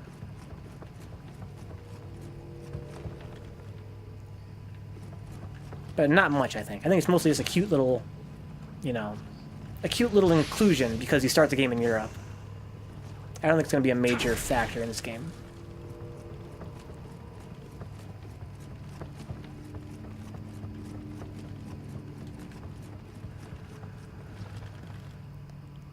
I'm so lost, guys. I'm busy talking. I'm not watching where I'm going. Okay.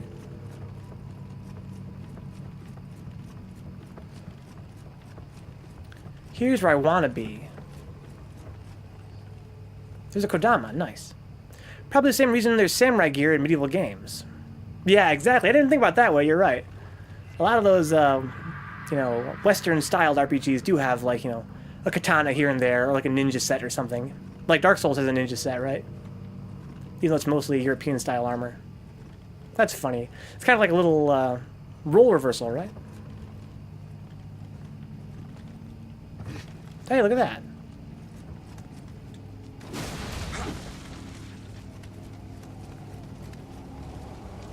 Look, I'm in a secret spot.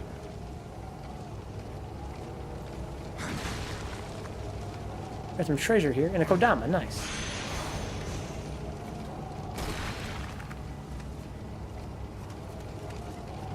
I can rest there if I want to, I don't want to. Okay.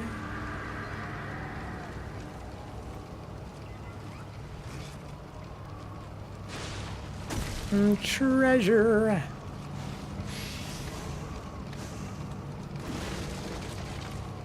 Ramses. I'm gonna play Bloodborne sometime on the channel again. For sure. For sure. We should do a Bloodborne stream just to rant about it. Yeah, it's just kind of funny. It's a coincidence. I didn't even read that. But yeah, I'm gonna do a Bloodborne stream for sure. I played Bloodborne on stream. You can watch me play it on YouTube. I played it on stream, and I didn't rant about it then. I was trying to be open-minded. I waited until I beat the game for most of my ranting.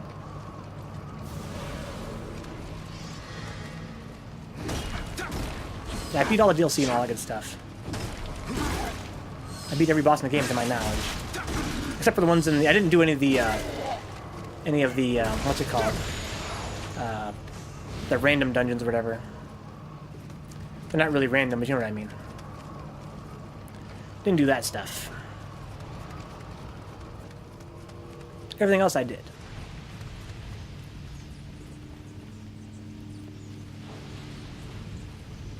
Okay. Chalice dungeons, yeah. Yeah, they have some unique bosses though, right? So I can't say I beat all the bosses, because there are some unique bosses of the chalices, I think. Oh, I deserve that. Oh god. I'm so lucky. Oh, I can sneak up on guys now, I forgot. We got some more perp. Ouch. You son of a bitch, how dare you.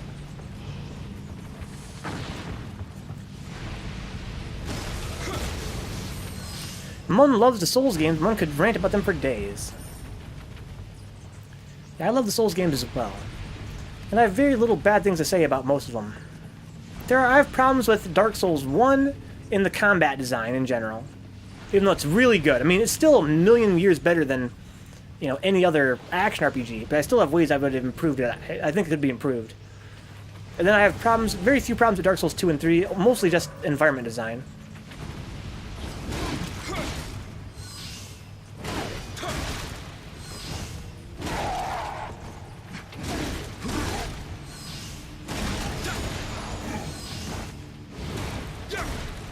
Okay. Really, my biggest problem I had was with Bloodborne. In no small part because Bloodborne didn't really have shields. I felt like the removal of shields was... it really took apart what made it work for me. I know it was totally by design, right? That was the idea, was to not have a low-risk defensive option, so you wouldn't be able to just hide behind a shield all the time. But I felt like by removing it, it didn't make the game... It didn't demand any more skill of you, it just demanded more death of you. I got the light level 299 Rat King. Nice, I assume. Nice, I assume.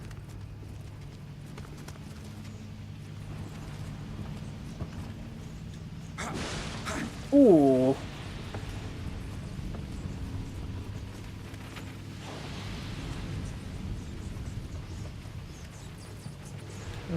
Bonk. Can I kick it? We're one of the shields. For one of the shields again.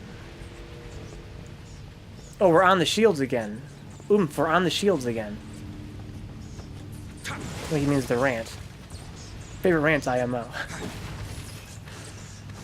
Favorite rant. Yeah, the Bloodborne was a gift from Steve, by the way. It was a very gracious gift from Steve with Bloodborne, and I'm really glad I played it for sure. And I do want to play it again, no doubt. I appreciate it very deeply. But yeah, it definitely wasn't my favorite. Speaking of criticisms, as much as we're doing, what do you think of Nioh so far? It's boring. It's really, really, really fucking boring. That's what I feel about it. It has sparks of brilliance that are there. There are moments where I'm like, this game could be incredible. But I've been playing it for more than 20 hours now. And in that 20 hours, it's mostly been really, really fucking boring. There are fewer encounters per minute than Dark Souls. And what encounters there are less interesting than Dark Souls. The whole emphasis on loot, random loot, is boring. Because it just means a lot more pausing the game, checking your gear, reading, traits and stuff. I mean, it's boring.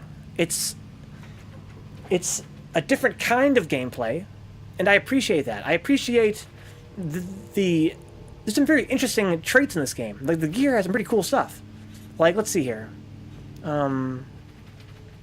What's good here? Like, item drop rate. You can get, like, bonus for wearing entire sets. There's some really cool traits on the gear in this game. But I find that asking the player to slow down and check all this stuff all the time is boring. I don't agree with it. I think that for a certain kind of player, it would be great.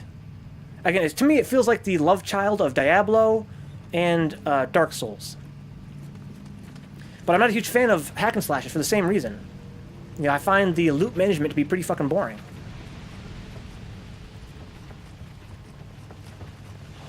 But the main issue is that there's not as many fights per minute, and the fights you do get are usually really, really easy. They don't really demand much of you. But every now and then you get a fight that's like really fucking fun, and it makes full advantage of it makes you take advantage of the stances, and it makes you take advantage of dodging more, and it makes you think about what move you're using and when, and it's pretty fucking cool. But those moments are so few and far between.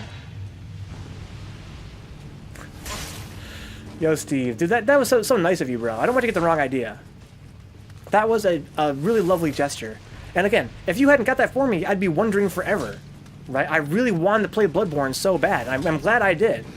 Playing Bloodborne really helped me realize what things I like and don't like about games. As a guy like me that's really into game design, that means a lot to me, to have played a game like Bloodborne and be able to say, here's what I think didn't work about it. Like, if you consider how much time I wasted writing essays, for myself about Bloodborne, that game is very important to me. I spent a lot of time thinking about that game. Ouch. Like, I like these guys. I like these guys a lot. I wish the game had more of these guys, these wheels. They have a variety of moves, and you can't just kill them in one hit. I wish more guys were like this, but most of the game is just these scrubs that you just basically one-shot. And you only fight one of those every 5 minutes. So it's like, it's really fucking dull. And I keep thinking to myself, well, I'm still at the start of the game, right? And the game's gonna get harder, and to be honest, it probably will. The game is gonna get harder, it's gonna get more interesting. But how long is it gonna take? I've been playing the game for more than 20 hours. My theory is that for the whole game, I'm gonna be thinking to myself, this game could have been really good. That's my feeling. Like, there are times where the game gets really good, and then I'm like, wow, I finally passed the threshold. It's gonna be a good game now. But then it just reverts. It just reverts to the same boring, slow-paced gameplay.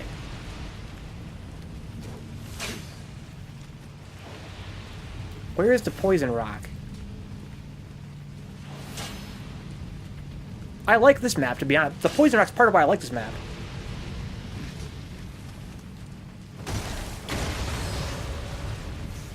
There's probably another one down here somewhere. No? Okay. These guys I don't like, see? These guys, they just die so fast. But these guys I do like. But they only come at you like one at a time, and they don't really make you use your brain at all. But I like them, though. They have a variety of moves. They don't die in one hit. See, like right now, I have to like decide. I enjoy... Here we go. I enjoy deciding, should I attack or not? This guy, you have to kind of think about that when you're fighting him. Should I attack or not?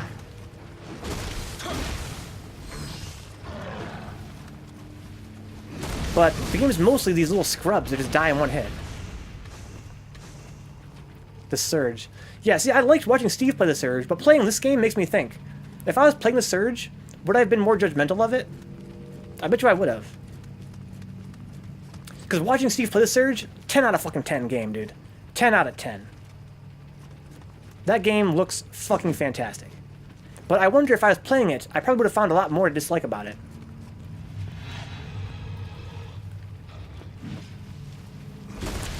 One-handed gameplay. One-handed gameplay.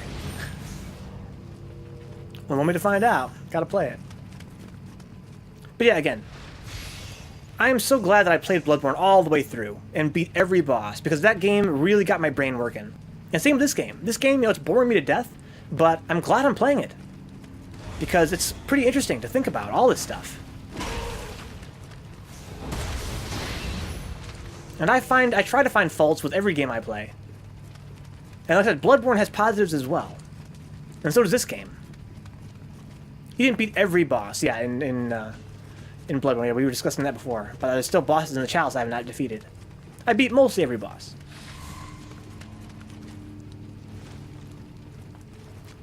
There's still Kodama I have to find. There's one super unique one in the Chalice, yeah. You know, there are some that are unique to the Chalice.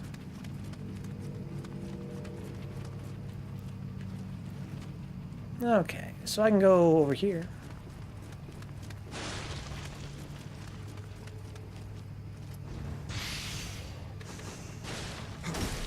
Yeah, it's funny, this game, it seemed like its idea was to be faster paced in Dark Souls, but I find that because the interesting decisions you make in combat per minute are much lower than Dark Souls 3, it feels like it's slower paced in Dark Souls.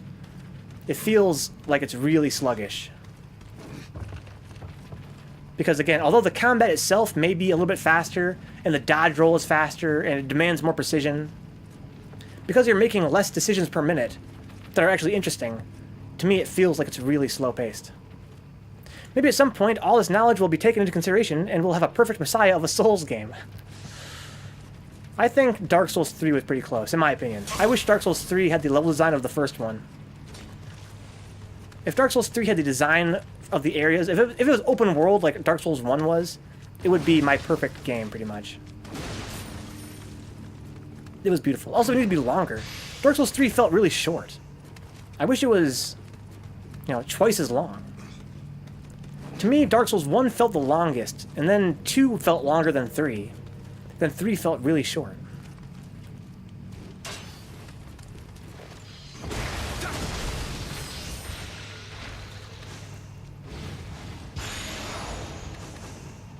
This game could get really good, but Steve and Dix tell me not to get my hopes up. But again, there's a lot of mechanics here that are really interesting.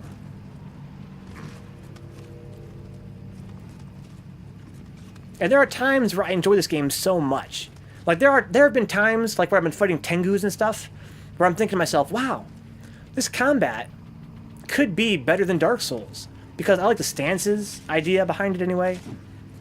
I like, you know, the way that they have magic and ninjutsu and all kinds of fun stuff you can use. I think, wow, this game could be... It could be better than Dark Souls combat. But then most of the time it's just boring me to tears. Mun dislikes the inconvenience of going back to Firelink. Yeah. To me, it's not only an inconvenience, but it breaks up the world. Dark Souls 2 and 3, and I guess Demon Souls as well, I guess, I never played it, they have a hub world. Whereas Dark Souls 1, everything was open. So in Dark Souls 1, if you wanted to go to, let's say, you want to go back to the Blight Town, right? You're going back to Blight Town. You would need to be able to find your way back, which means navigating, means opening up cool shortcuts. It means using a shortcut more than once, right? Whereas in Dark Souls 3 and 2, Dark Souls 2 had no shortcuts, but in Dark Souls 3, you open a shortcut, you're like, wow, that's cool. But you never really use it more than once, because you never go past that area again.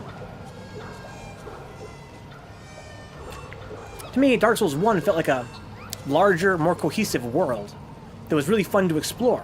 Where in 2 and 3, I don't think I can level up here. In 2 and 3, you had to just teleport all day, every day, to wherever you wanted to go. So it felt, even though the world was continuous, it felt like it was just like this game, just based on stages, because you just teleport everywhere. You know, Mun thinks an interesting idea would be to just drop the level thing in the Souls game, then just have everything usable and balanced from the get-go. That would be an action game. That would be, you know, Ninja Gaiden. I think about that myself. So consider this. In Dark Souls and Ninja Gaiden, excuse me, in Dark Souls and Bloodborne, you have to raise, basically you have to either raise your strength or your dex or your faith or whatever, right? Or you, by the end of the game, you can have them all. The start of the game, you have to pick. So let's say in Dark Souls 1 or in Bloodborne, where there's no respecking, that basically means you're choosing what weapons you can use. But is that really an interesting decision? Because it's not like you are changing builds mid-combat, right? Like, you're not going to be... There's no benefit, really, to going from a dex weapon to a strength weapon in mid-combat. So, why limit the player to one or the other? What is the point to that? Why can they only use dex or only use strength? Does that make the game more fun in any way? I don't know. It doesn't seem to make it any more balanced, you know? Like, it would make sense if, like, dex weapons were always faster and strength weapons were always slower. Because then you would limit the player from switching between, like, a really fast one and a really slow one. So let's say, you know, if you raise your strength, you're thinking, okay, I'm going to play this game mostly as a slow-paced character. So I'm going to raise strength instead of dex. And that way, in PvP, or let's say even in PvE, you can't deal with every situation, because you can't just quickly switch back and forth, right? You can't say, oh, it's a faster opponent, I'm going to switch to my dex weapon. Oh, it's faster, right? So that way you're making a interesting decision. You don't get to have it all. But really, the only way that strength weapons and dex weapons differ is by what stat they require.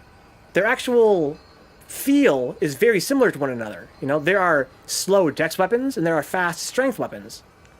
There are dex weapons with long reach and short reach, and strength weapons that have long reach and short reach. So, really, the only choice you're making is which ones you don't get to use. So I don't see what makes that interesting. It doesn't really balance the game in any way by preventing you from using certain weapons. Whereas in an action game like Devil May Cry, or Bayonetta, or Ninja Gaiden, you just choose whatever weapon you want. Right? I think that if you wanted to actually balance the stats, you would give them a secondary purpose, right? Let's say that strength not only gives you strength weapons, but it raises your endurance, right? You get more stamina for it. So then you're thinking, okay, well, if I use dex weapons, then I won't be able to dodge as much. I won't have as much stamina. However, I get other kind of bonus, you know, question mark, right? That'd be interesting. But instead, it only affects what weapon you can use, so it's pretty pointless, I think.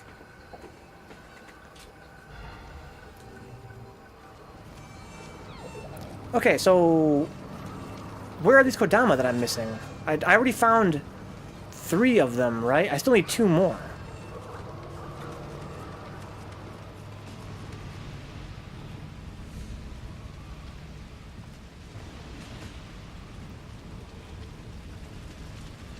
This is where I just came from? Hi.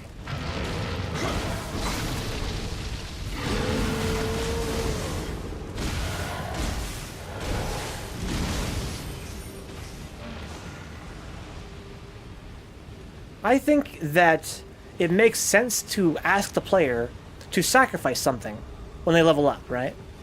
But I think that making them sacrifice different types of weapons is not really an interesting decision due to the way that weapons are balanced. It doesn't really change the combat. It doesn't change the core gameplay, you know, in a way that's really... it doesn't really change how you play. It just changes what weapons you can use. So, to me, that seems pretty pointless. Okay, I'm getting poisoned now, that's fine. I think the rock is over here, right? Here it is. There's another one down here, I think.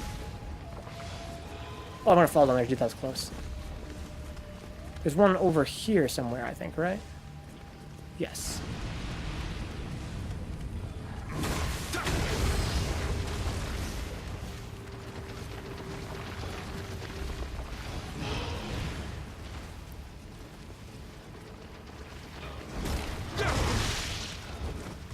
I don't want to fall into a hole. I know they're around here.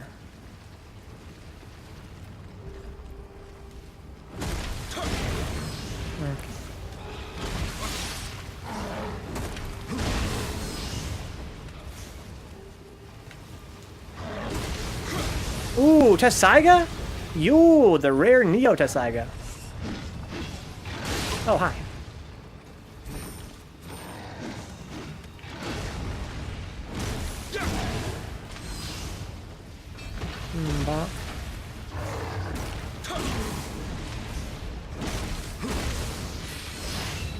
Mun thought of it when replaying Bloodborne. Mun actually struggled more at the first area of the game as a low-level player, more than in the later areas. Mun sort of got worse at playing by being so powerful in late game. Yeah, that does make sense. I totally agree with you. I couldn't agree more. And that way it makes the game less fun, right? That's what I think sometimes.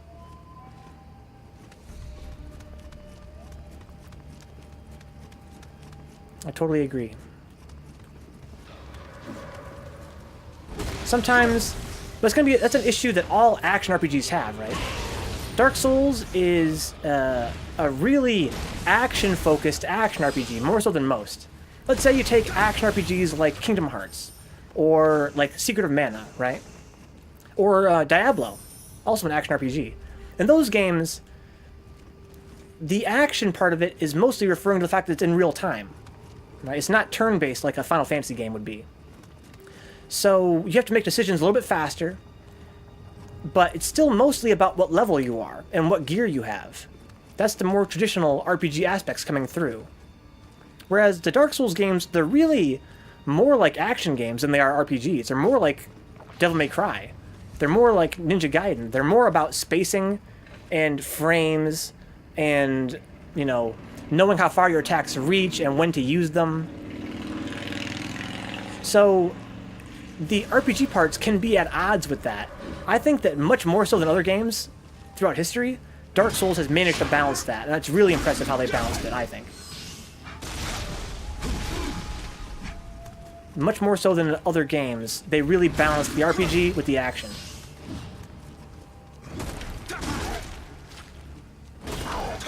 But there are still times where it aches for being, you know, the RPG elements sometimes clash with the action elements.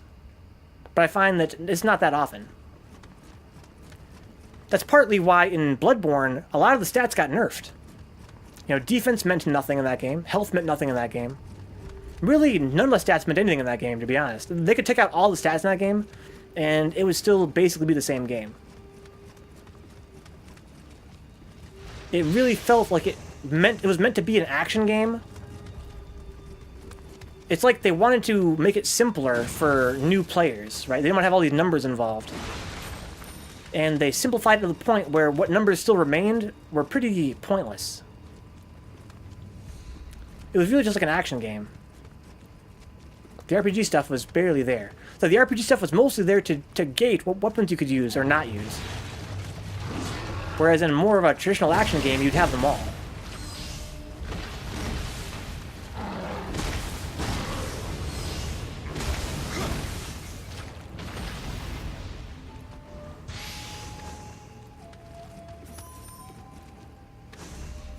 Okay, I'm still missing some Kodama. There's one around here somewhere, I think. Here he is. Something that also bothers Mun is how it has to waste resources upgrading a weapon. If it gets in the late game, just to see if the damage is worth to use them, that's true too. I agree. It'd be nice if you knew what you were investing in before you invested, right?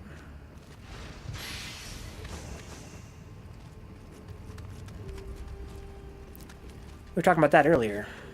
How a lot of RPGs it'd be nice if they kind of told you what was going to happen or how they worked, so you wouldn't have to use a wiki all the time.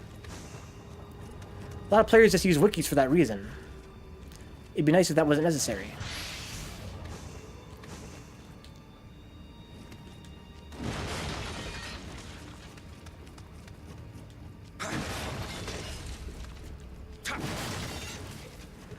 Okay. So what I missed back here? There's something right up there. Probably treasure.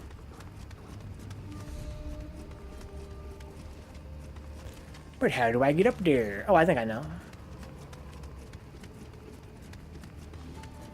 I have to climb this.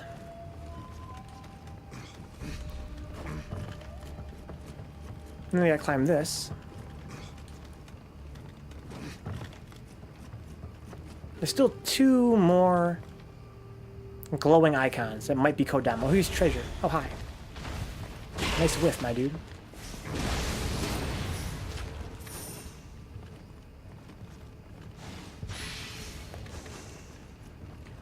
Okay. Alright. There's an enemy over here. And some treasure.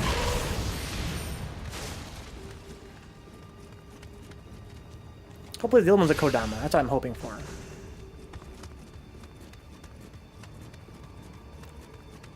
Hey, Kodama. Nice. I think that might be all the Kodama. See how much Mun can rant? This is the only one topic, and Mun already took your entire screen. Sorry for that, by the way. Oh, no problem. That's what chat's for. I'm sleepy. I think Dix is sleepy. Steve is sleepy. I think you're not, definitely not hurting nobody. You're keeping me awake, if anything. You're keeping me awake here for another 2 hours, another hour and a half. I appreciate that. Yeah, I got the Twitch subscribe is good, Patreon is good, but the most important way you can support the channel is by being in the chat. That means the most to me. If not for the chat, I have no reason to be here. I'd be playing by myself with the camera turned off. Okay, so we need to go fight this boss. Oh, there's still another... Oh, there's treasure down there. Okay, I don't care about that. Or do I? Do I care about that? Oh, hi. Hi. This is not a good place to fight him. I wish I had more room to fight him.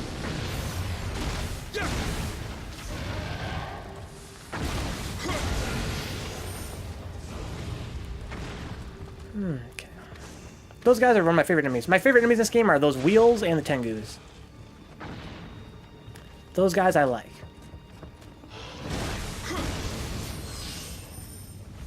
And the sumos are okay too. And you got the right follower. Not sure if you realize, but Mun loves talking. It's fun. I love talking too, especially about game design.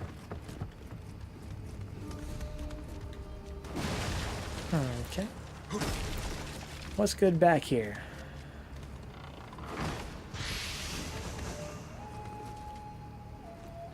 Okay, hi.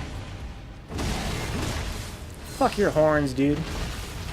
I'm not sure how I feel about this game's breaking mechanic. This game, you can break parts of the foe, and it affects combat. It's great in theory. It's a great fucking idea. But I don't really know how it plays out. Right now, it seems to be mostly luck.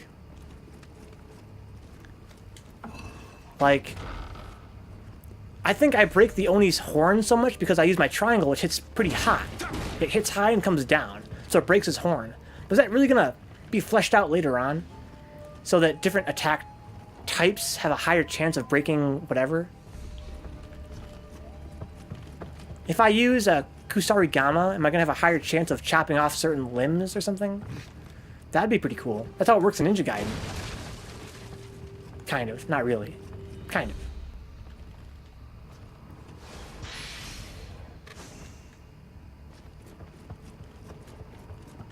But even in Ninja Gaiden, enemies don't really have, like, weak spots, per se. Why don't I drop down and get that treasure? I have a lot of fucking souls on me. Holy shit. Oh, maybe I did. I don't think I leveled up. I was ranting. I didn't level up after all. That's what happened. I gotta use these before the boss, huh?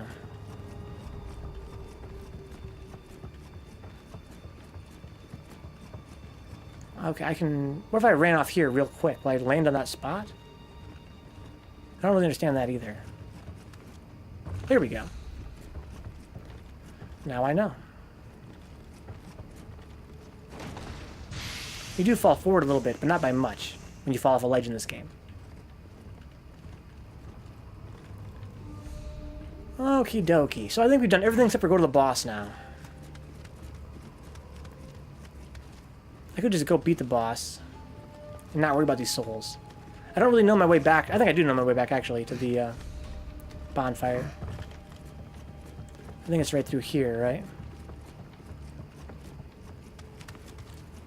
Maybe... Not this way. Maybe this way. Yes. Over here, I think. Here's the bonfire. Okay, so I run through here. I go over here. And then I go through here.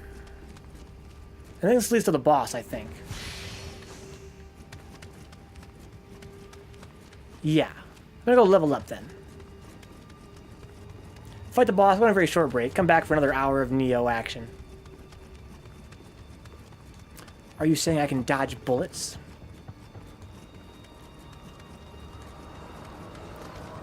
Alright, let's pray here. Level up. I want... Yeah, let's see what's good here. That's really good. Okay, that's it. I can't level up again. I need 11 more thousand.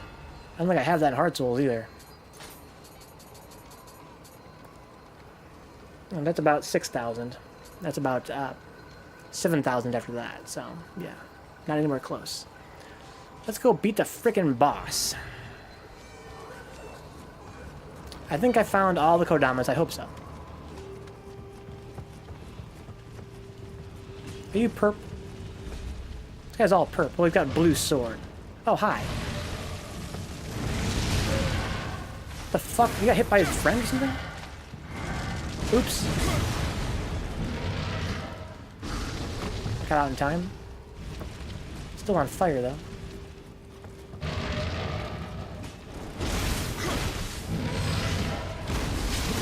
Okay, I think it's worth the trade there.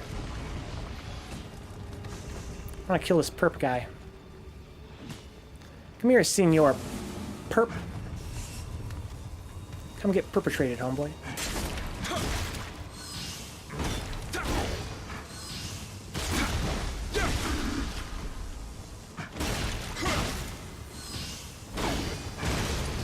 Boy, that's really strong. Okay. Let's go fight the boss. This guy's a QT patootie. I got living weapon, that's gonna help.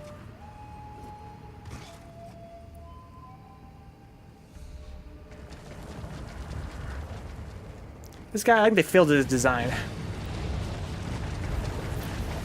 He's supposed to be creepy.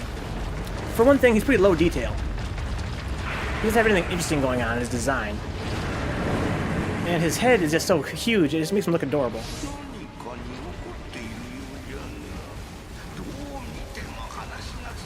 Plus the way, something about the way he moves is so fucking adorable.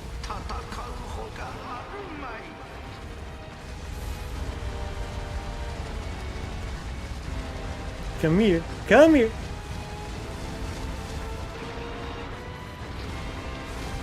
Come here, my dude. Ouch.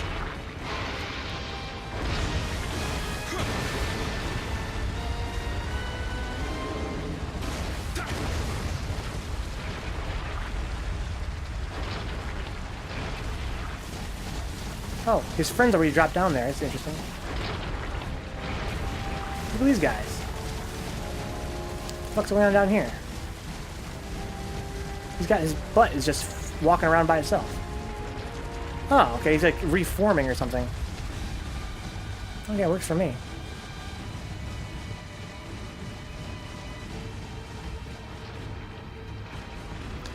Come here.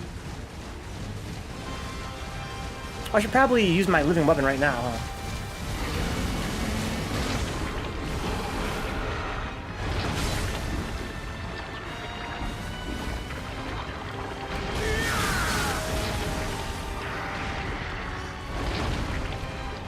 Okay.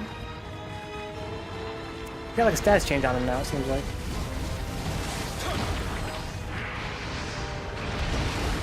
Okay, I should have capitalized on that more.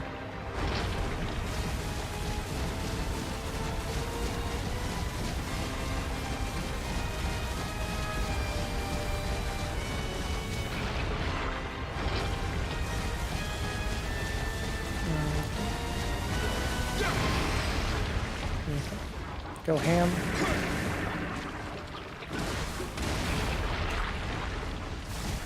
Some stamina back. Get rid of this by like doing this, I think. There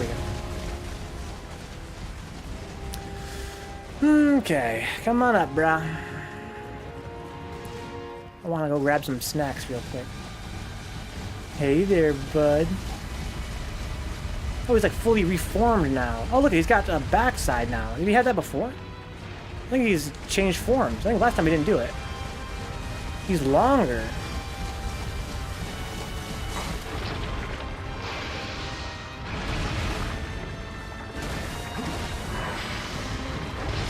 Ouch, that's fine.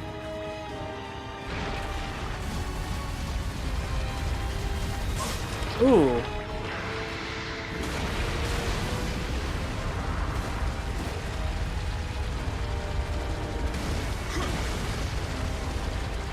Okay, I'm poisoned now. Let's cure that real quick.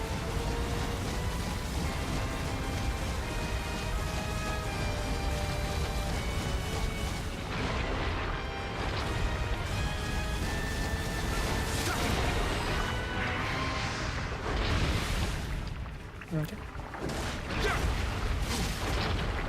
He doesn't do very much damage. Got poison cloud.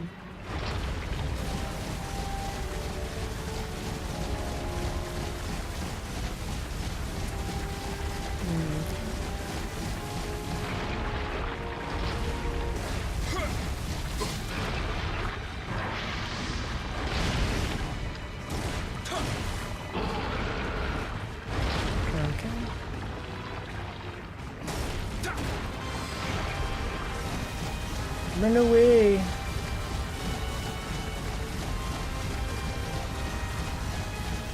Targeting his face is almost more of a hurt than a help. Sometimes it makes more sense to just target his butt. I wonder if I can do that. Come here, dude. I can shoot him with arrows on his way here, I guess.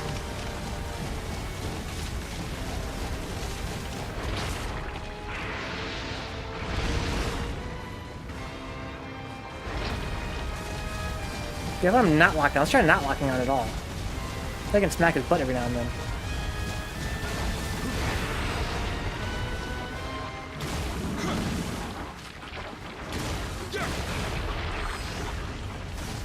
Okay. Look at him run.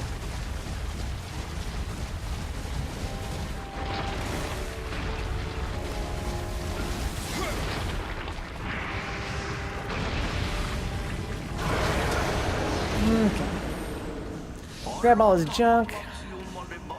Shut up, I don't like you. I don't like you, go away. Okay.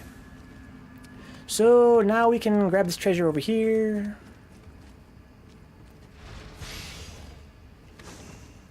And then we can go and look around for a little more treasure. And then we can go level up and take a very short break.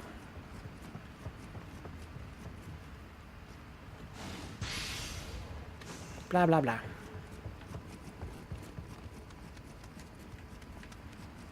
I think that's all the treasure. There might be a little bit more in a nook over here. No. Treasure. Here we go. That boss seemed cool. Eh. He's pretty basic. Yeah, basically you can cheese him out using that pillar in the middle. Like I did. It makes him impossible. He can't damage you if you do that. You're safe from all damage if you hide around that pillar. But it's kind of a drag. And again, his design seemed half-baked. He didn't seem to be that scary. His big centipede tail didn't seem that detailed. It seemed like a big blob. He didn't really intimidate me at all. Compared to, say, Dark Souls 3, which has really insane boss designs, which are really highly animated, interesting to watch. That guy was just basically pretty dumb. I liked his big, adorable face, though. I mean, really, he had no animations. I mean, he only had 2 animations, if you count walking as an animation, which it barely did. You know, his legs would go like this, when he's walking. But aside from that, he would rear up, and then it'd be a projectile every time, or something like that. It was never really any animation. Just something shoots out. Okay, so let's go level up.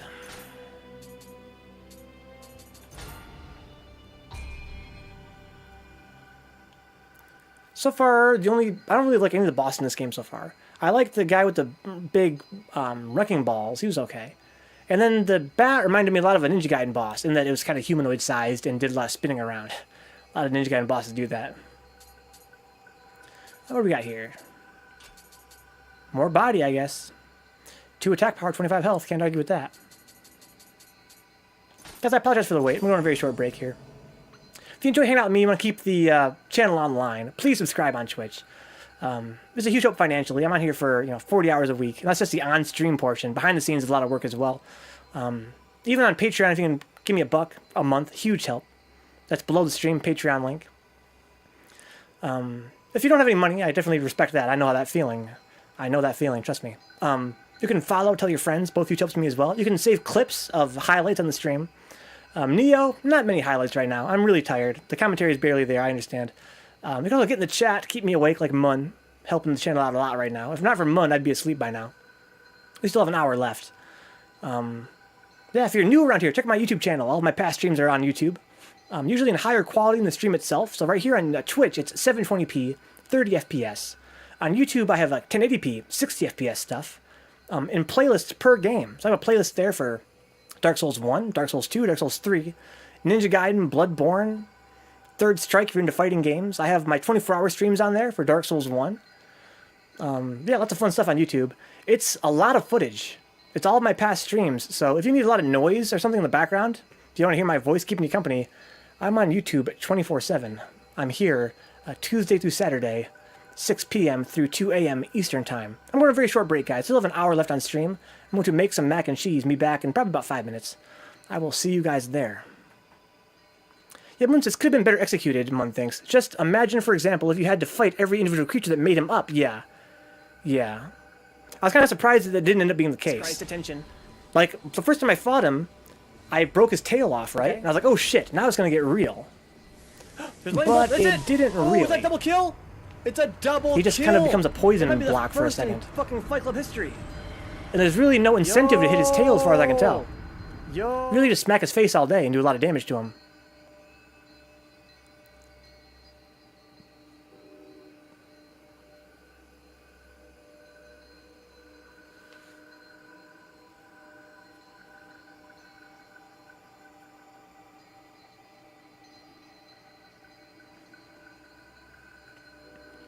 Like, the fact that I broke his tail off was totally secondary.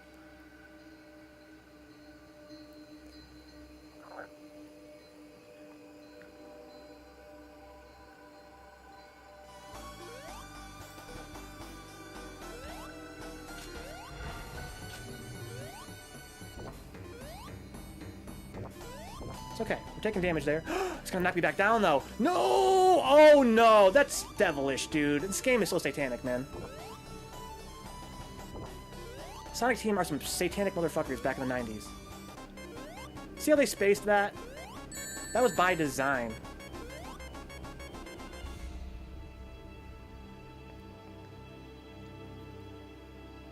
Like, what if his tail was always puffing out poison, right? And so, in order to purify the room, you would need to hit his tail and break his parts. Otherwise, the room would be full of poison. Of course, they would need to lower the amount of poison then, because it'd be really annoying to deal with if it was like full poison strength. But that'd be interesting. Let me get some mac and cheese, guys. I'll be right back. Enjoy the sounds of a distant train.